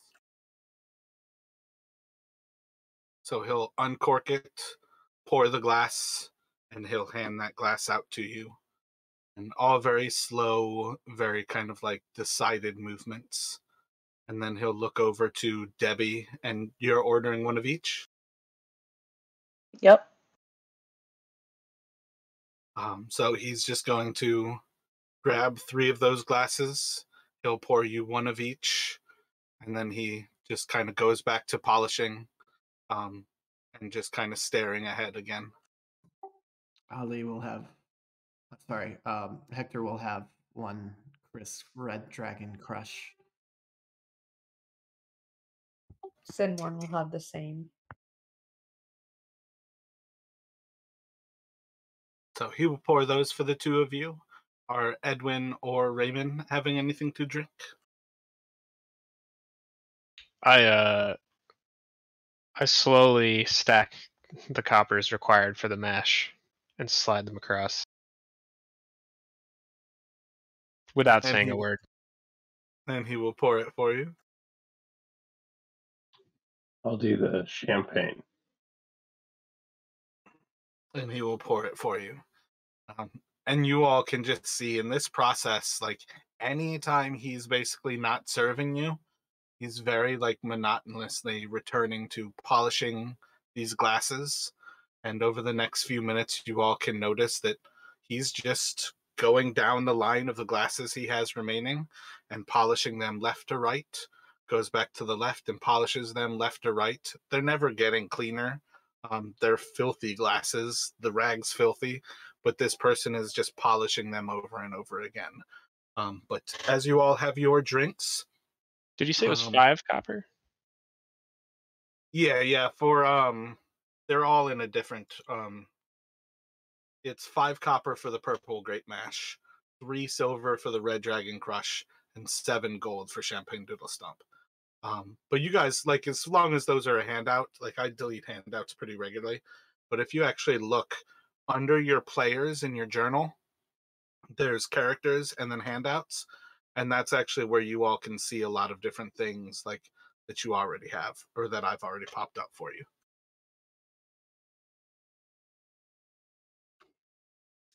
But I think Ali was the first, and Debbie might have kind of turned around shortly after him. But as you all kind of like look through this different part of the bar, you see that there's tables all throughout the center of the actual tavern itself. The 2 ladies are kind of directly south of where you are, but there's also a shadowy figure like down in the southeast side of this building. There seems to be somebody who is sitting all alone. He's got some candles on his actual table, and the table itself has a bottle of Red Dragon Crush on it and a wine glass. But other than that, he's very much kind of like cloaked, just kind of disappeared into the shadow, just beyond view. After receiving our glasses and stuff like that, I'll just raise my glass to the rest of the party, to surviving another day. Here, here. If that house, Here. if that house didn't kill us, hopefully this wine will. And just clink of glasses as we all do a toast and take a drink.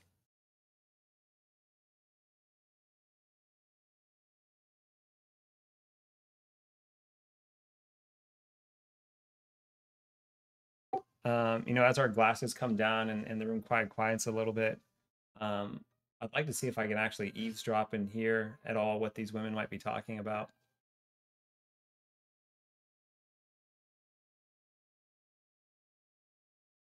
Roll a perception check.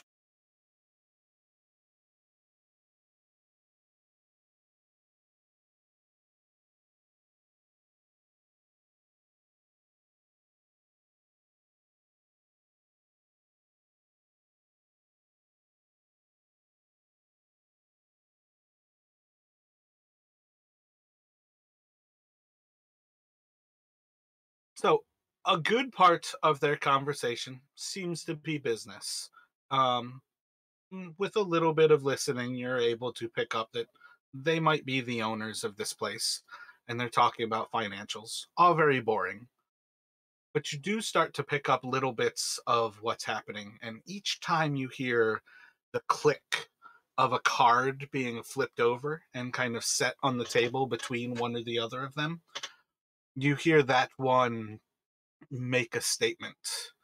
And each time kind of clicks in your head that they might be talking about us. You know, you hear from one of them where they're talking about like very boring financials, and then all of a sudden you hear that click. Far travelers, very distant. And then a few minutes later, another one of them is talking, and you hear the click.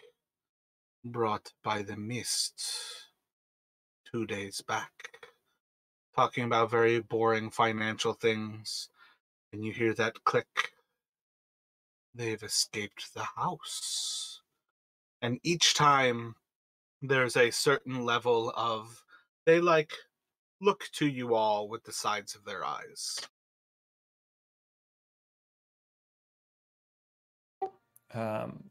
Kind of just in a whisper, just looking around to the rest of the party, I say, seems as though those women over there actually might be the owners of this place. However, I'm kind of getting a similar vibe to what we might have gotten from the mercantile. Seems as though they already recognize us as far travelers, and I can't make heads or tails about whether or not they're-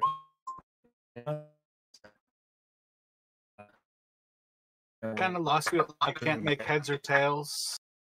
I was just saying they can't make heads or tails whether or not they're intrigued by us being here, or that they have some kind of trepidation with us being here.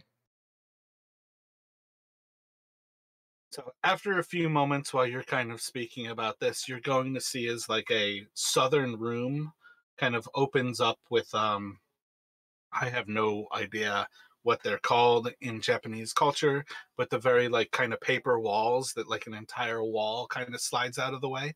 So you're gonna watch as like just you hear these clicks, and as these two women kind of step out, and one of them is going to kind of pat the younger one on the back and say, "Return to him now, Gertruda. You look quite beautiful, and he will be most excited for you." And the little one is going to walk out. She's just a tall, slender girl, dark brown hair, dressed up in a nice, beautiful, like almost purple gown. And then the one who was kind of patting her on the back is going to look over towards you all at the bar. Say, "Well, don't we look worse for the wear? If anyone would care for a cut, I could make you a little bit more beautiful this night." And she's just going to snap a little scissor in her right hand. I just kind of stare at her and then like rub my knuckles on the top of my bald head and then keep drinking.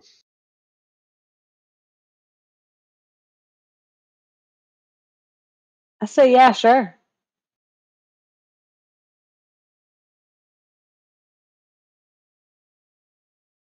So she looks over.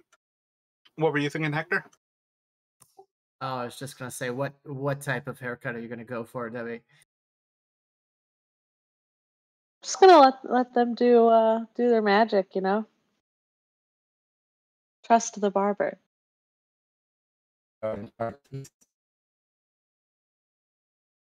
Oh, I'm sorry, Rodney. I did not catch that one either. What was that? I was just saying they are an artiste. So as Debbie kind of looks to her, make an insight check for me, Debbie.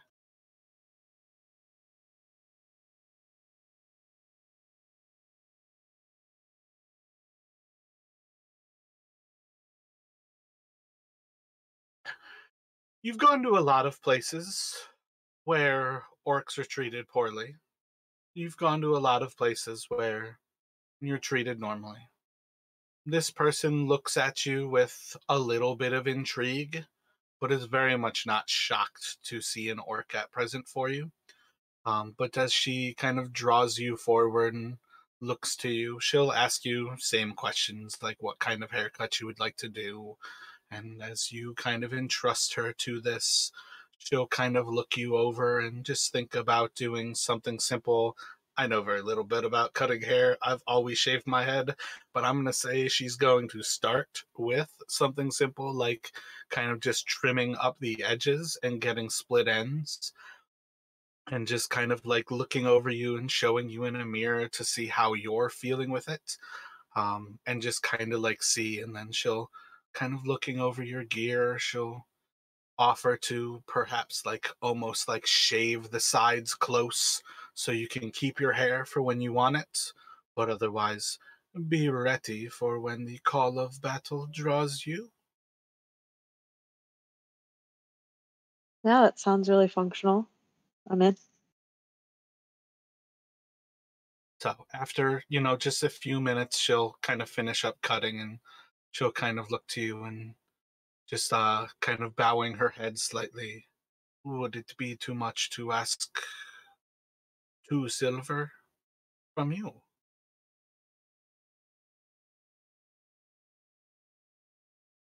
No, I think that seems like a fair trade.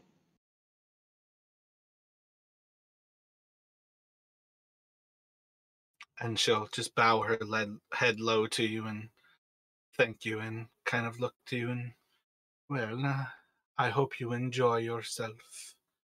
Thank you very much for allowing me to display a vision of beauty through your person. No, thank you. But I'd like to ask you, how long have you been here in this town, and how long have you been, cutting hair here?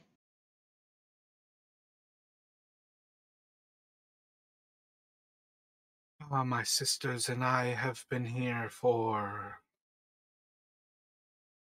many, many years. Barovia has been a dying town for far too long. Why is There's it very dying? there's very few people who care for the beauty in this land. I am one of the very few who has an interest in cutting hair, but why is it dying? Ah, always to the master. There is a poor quality to the life of those who are born here, and far travelers that never leave. And she's gonna kind of like look over to the bartender when she makes that statement that the poor quality of life to those who are born here.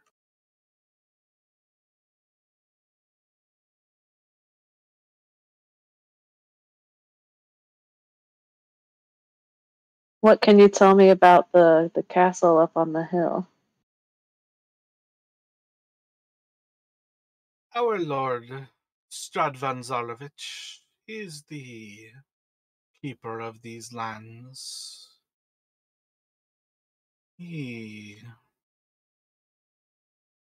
rules kindly to those who follow his decree. And his decree is? Complete obedience. Unquestioning obedience.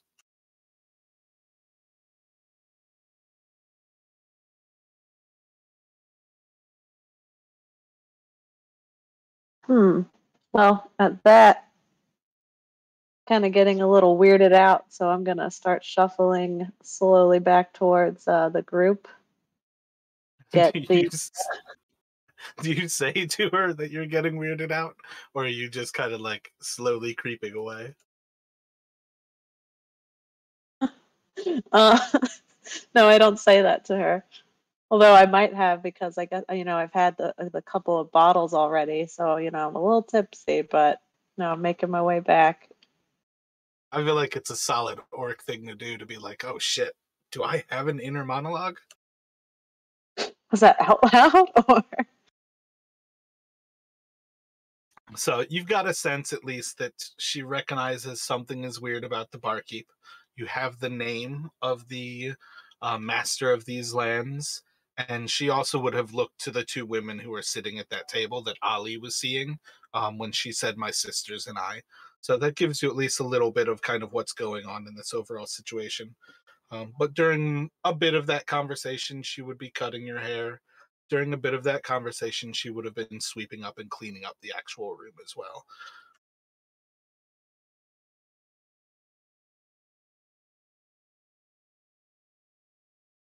All right, so I'll just recap everything that she just told me to the group.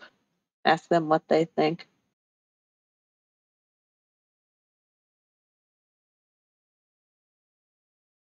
How did you like her haircut, Debbie? First of all, Well, I think it's pretty fabulous, fabulous and functional.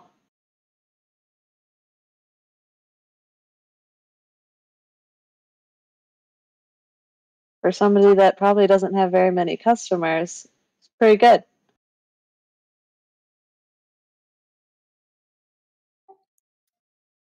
Hector, I could cut this long hair, but I feel it would reveal too much.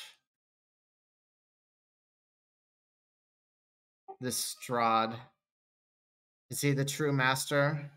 Do they even know who occupies this castle? Have they even seen him? Dang it, I should have asked her that. Perhaps one more of us should go over there and just ask a few more questions. Maybe we can get to know who the owners of this place are, and maybe even more about this master. It seems as though that might be the same person that that the merchant sorry, I need to look back at my sheet. That Bill Draft might have been talking about that'd be coming for us, especially with the mention of far travelers disappearing. Should definitely look into that.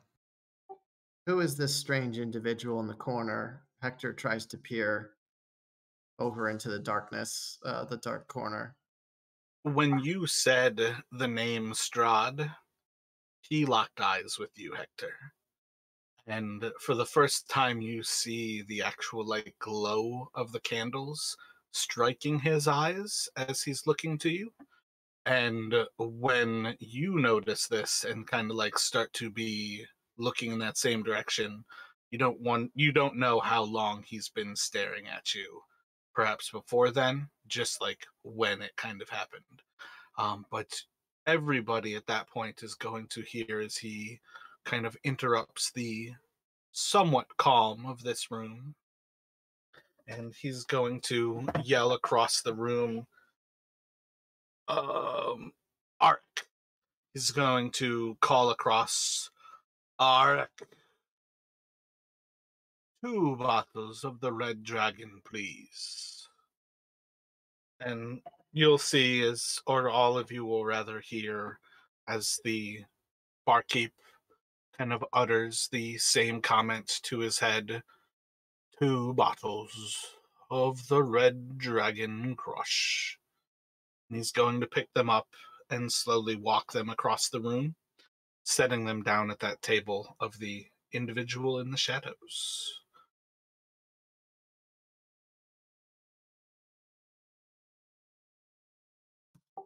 Hector walks over slowly to sit down with this man.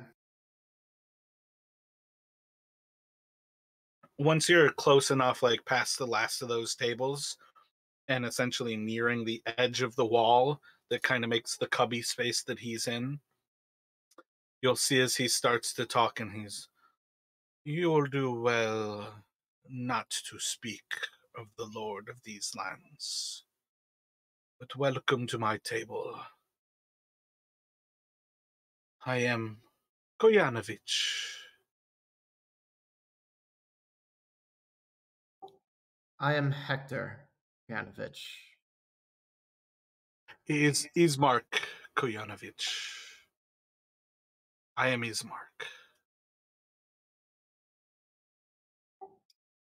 Bismarck, it's this man who we shall not speak of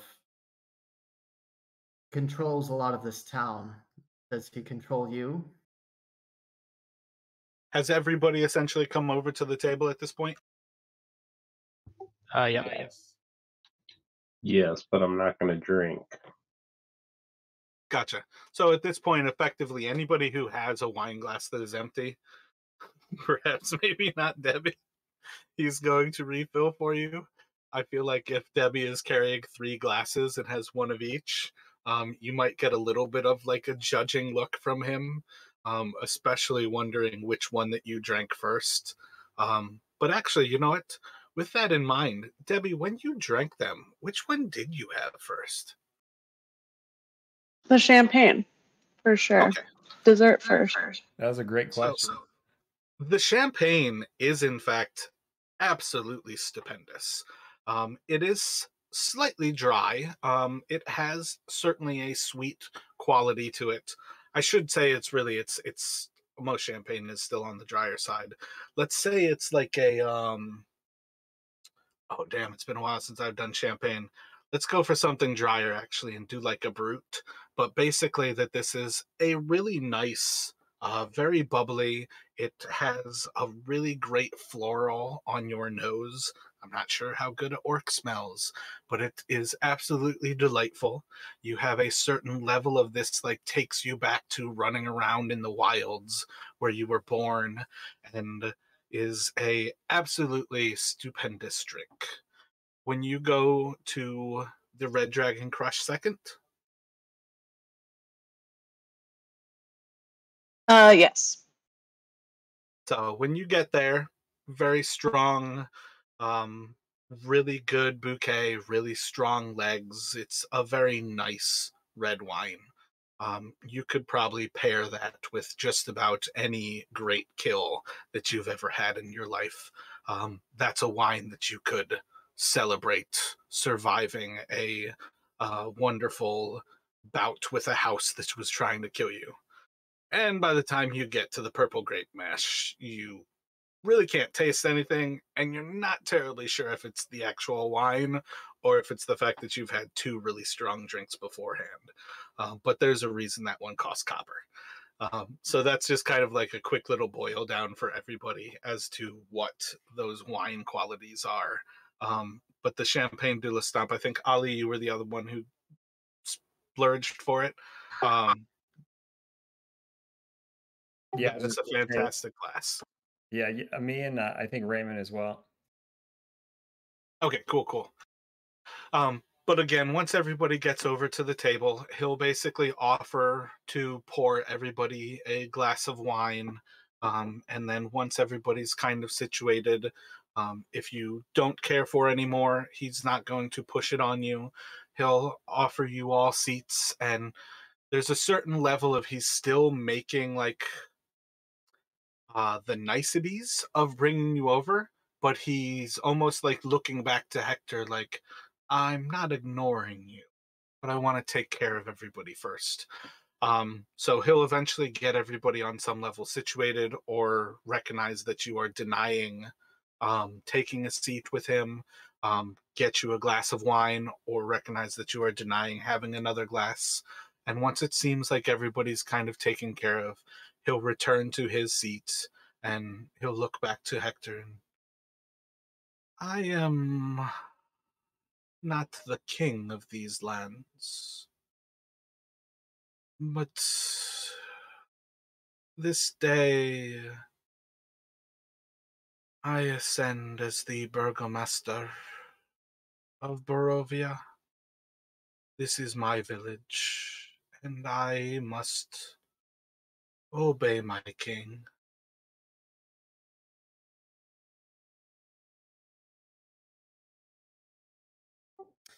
So we all have our masters, Hector says.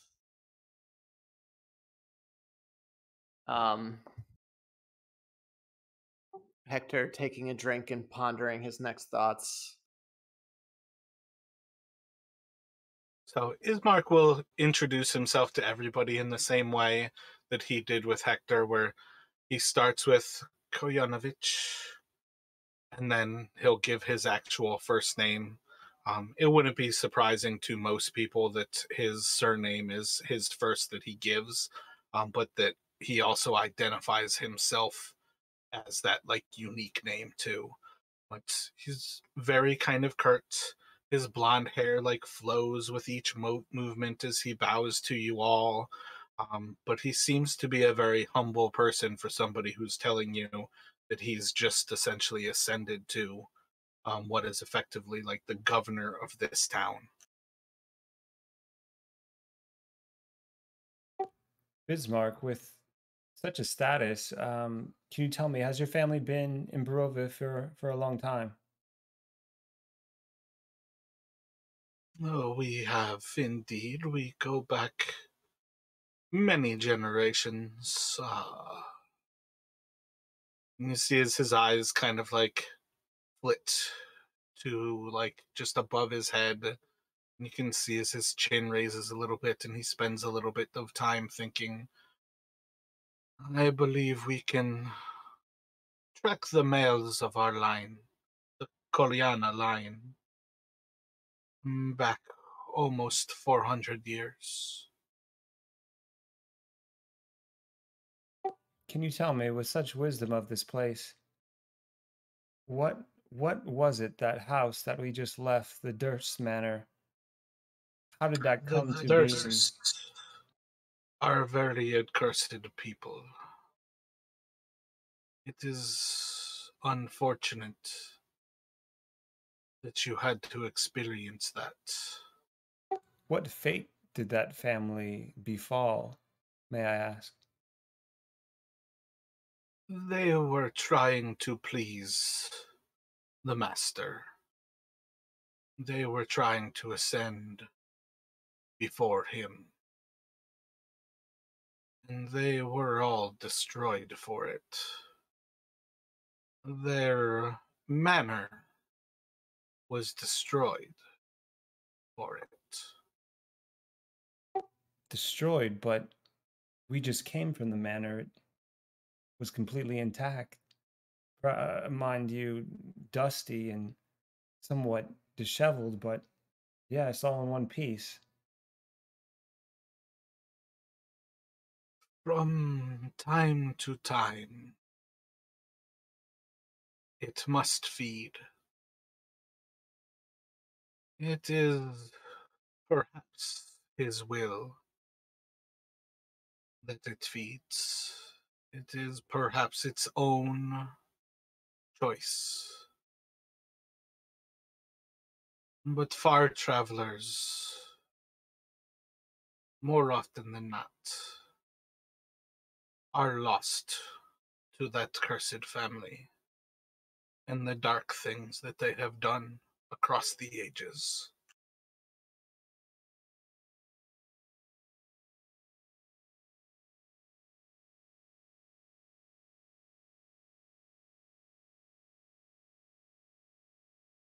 What is that family's relation with your king?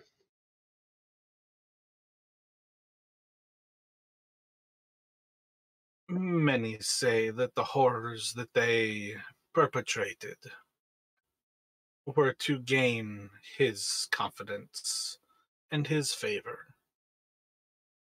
I believe their destruction is a clear sign that he did not care for their choices.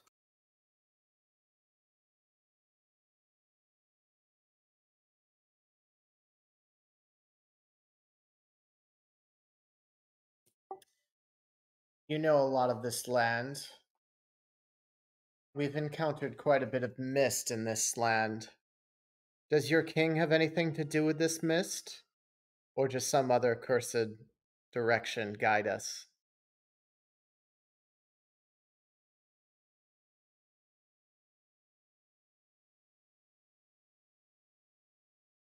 The mist is a dangerous fact of his kingdom. Be weary of it. For to walk into the mist is both futile and dangerous.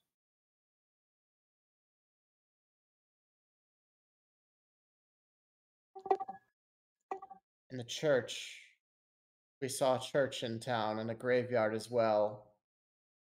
Do the enemies of the king lie there? Does this family bodies lie there or somewhere else? The Durst?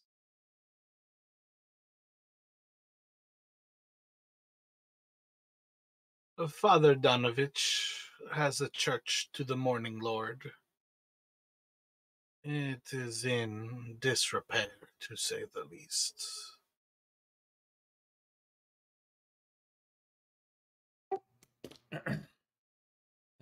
You speak of far travelers passing through these parts. Have there been any others recently, other than us, that may have come through that you've seen?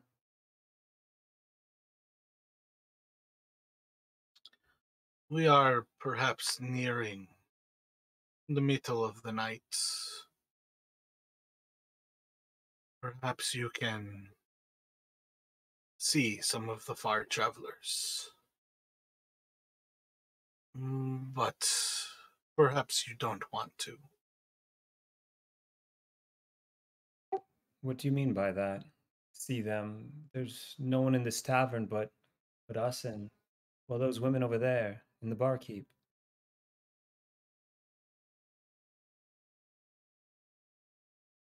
So he's going to take a few moments, kind of swig like the last drop of the little bit of wine that's left in his glass. Look around. There's maybe like a bottle of wine left to the table. And he'll kind of like look to you all and follow me. I will show you before I return to my home.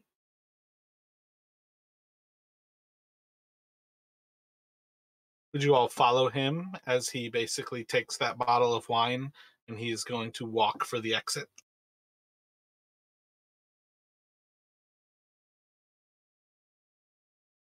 Hector gets up to follow. I didn't even realize I dropped two of the same sisters instead of the three different sisters. I thought Is they were Hector the only one following? I follow behind Hector. Yeah, I'm going to. Yeah, I look to the rest of the party, and with them kind of seeing an agreement that they're gonna go, I join along. Yeah, same. So as you all step out, the first thing that he's going to do is look up to the sky and kind of train his eyes for the moon. And when he sees that it's about to the midpoint of the night, he is going to kind of like look to you all and he'll say, kind of drinking another swig straight from the bottle, if you go visit Father Donovich, the procession will be beginning shortly. You can see the far travelers that the king has collected. If you grow weary of your sight, he'll kind of like reach with his left hand and point down the road to the south to the like building that's basically on the end of the actual street that you all are kind of looking down. That is now my home, the Burgermeister's mansion of Barovia. You can be my guests. So he'll basically be pointing you all to the church to go see Father Donovich. with that idea that the procession is going to begin shortly. And then he will point you all to the actual mansion on the south side of town, which is his home.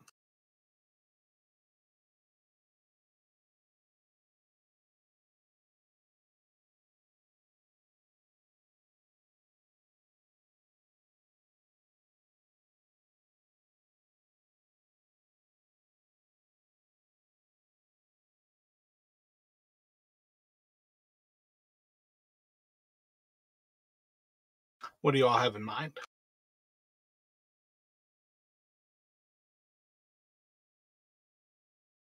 Well, this procession seems sketchy, but I'm curious.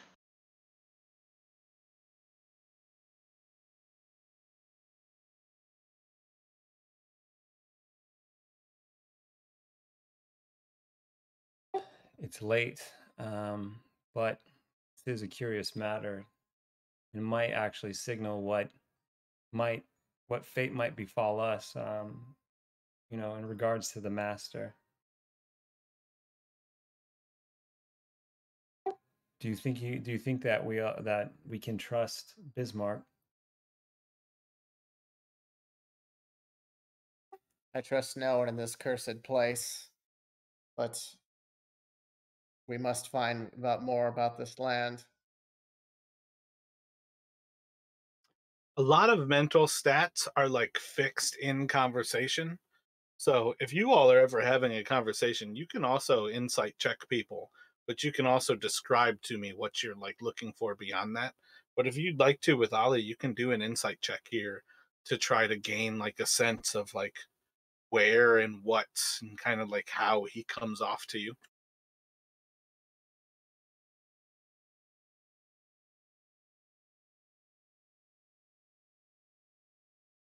Part of what I was getting at with the initial part of that is like making like charisma checks at people and like trying to influence people and be deceptive can often be saying the right thing just as much as actually making checks for it. Yeah, and that was when Hector first walked over. That's he was trying to kind of watch and see him greet everyone and saw us staring at us. So that's kind of what Hector was trying to think about doing, was scoping him out across the room and being first to walk over, how he greeted Hector and the rest of us. So, I mean, overall, you're not unfamiliar with dealing with people who actually have like a quality upbringing. This is somebody who has been through like those finery schools, like making you a better host and kind of um like those things kind of come across, that it makes sense to you that this person claims to be effectively like a like governor of sorts. Um, he's definitely drunk, but he also told you that he just ascended to his position. Um, whether it's a good idea or not to go see the procession, it's hard to really give you an answer on how you feel about that. His very comments about it were kind of go if you'd like to. And he almost like hedged it with, when you've seen enough, you're welcome at my home.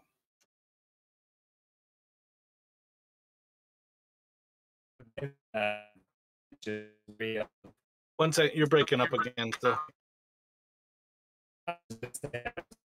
Ollie is just weary about going to Ismark's house, considering the fact that, I mean, it seems like he's ascending to a high level of power within this town, and the only way to really get that power would be directly from the master, who seems to have some kind of ill intent for us. That, yeah, I would say now, after thinking through that I do want to go see this procession and see what befalls far travelers.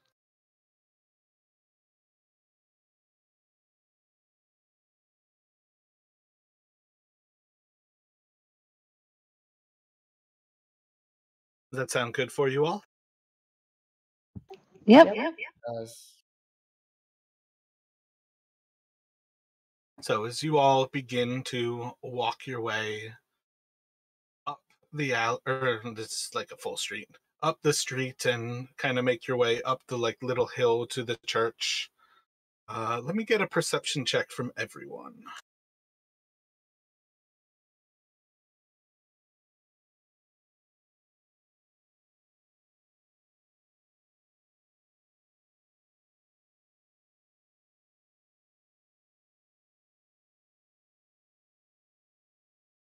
Wow. Looks pretty solid that everybody's going to notice this pretty quickly here. But perhaps with her new haircut, Debbie is a little bit faster than everybody else.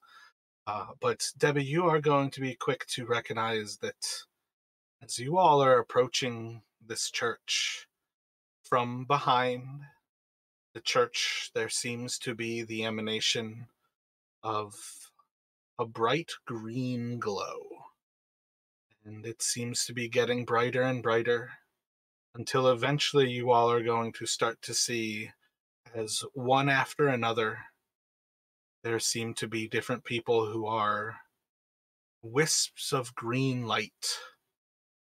And they seem to be walking from the cemetery southwest and down through the clearing, not into the town, but towards the town and off towards the exit of the town to kind of the southwest there. And probably pretty much beyond your view, but effectively at this point, you all will kind of see the last little bits of this area where you can basically see that the procession is leading from the cemetery behind the church out of the village of Barovia and towards the actual river, over the actual river itself as it goes over the bridge, and then basically into the Svalich Woods. At this point, you guys don't know it's called the Svalich Woods, but off in that direction. And it just is a constant stream of single file. All of these are different peoples. All of them, most of them, are human. Many of them are other races. There's a few elves here and there. There's a few things like halflings here and there. But predominantly, this is almost all humanoids, or almost all humans. They're almost all wearing and carrying different things. But all of them just jump out to you all that these are adventurers, and they are all dead. And that's where we're going to cut it off here.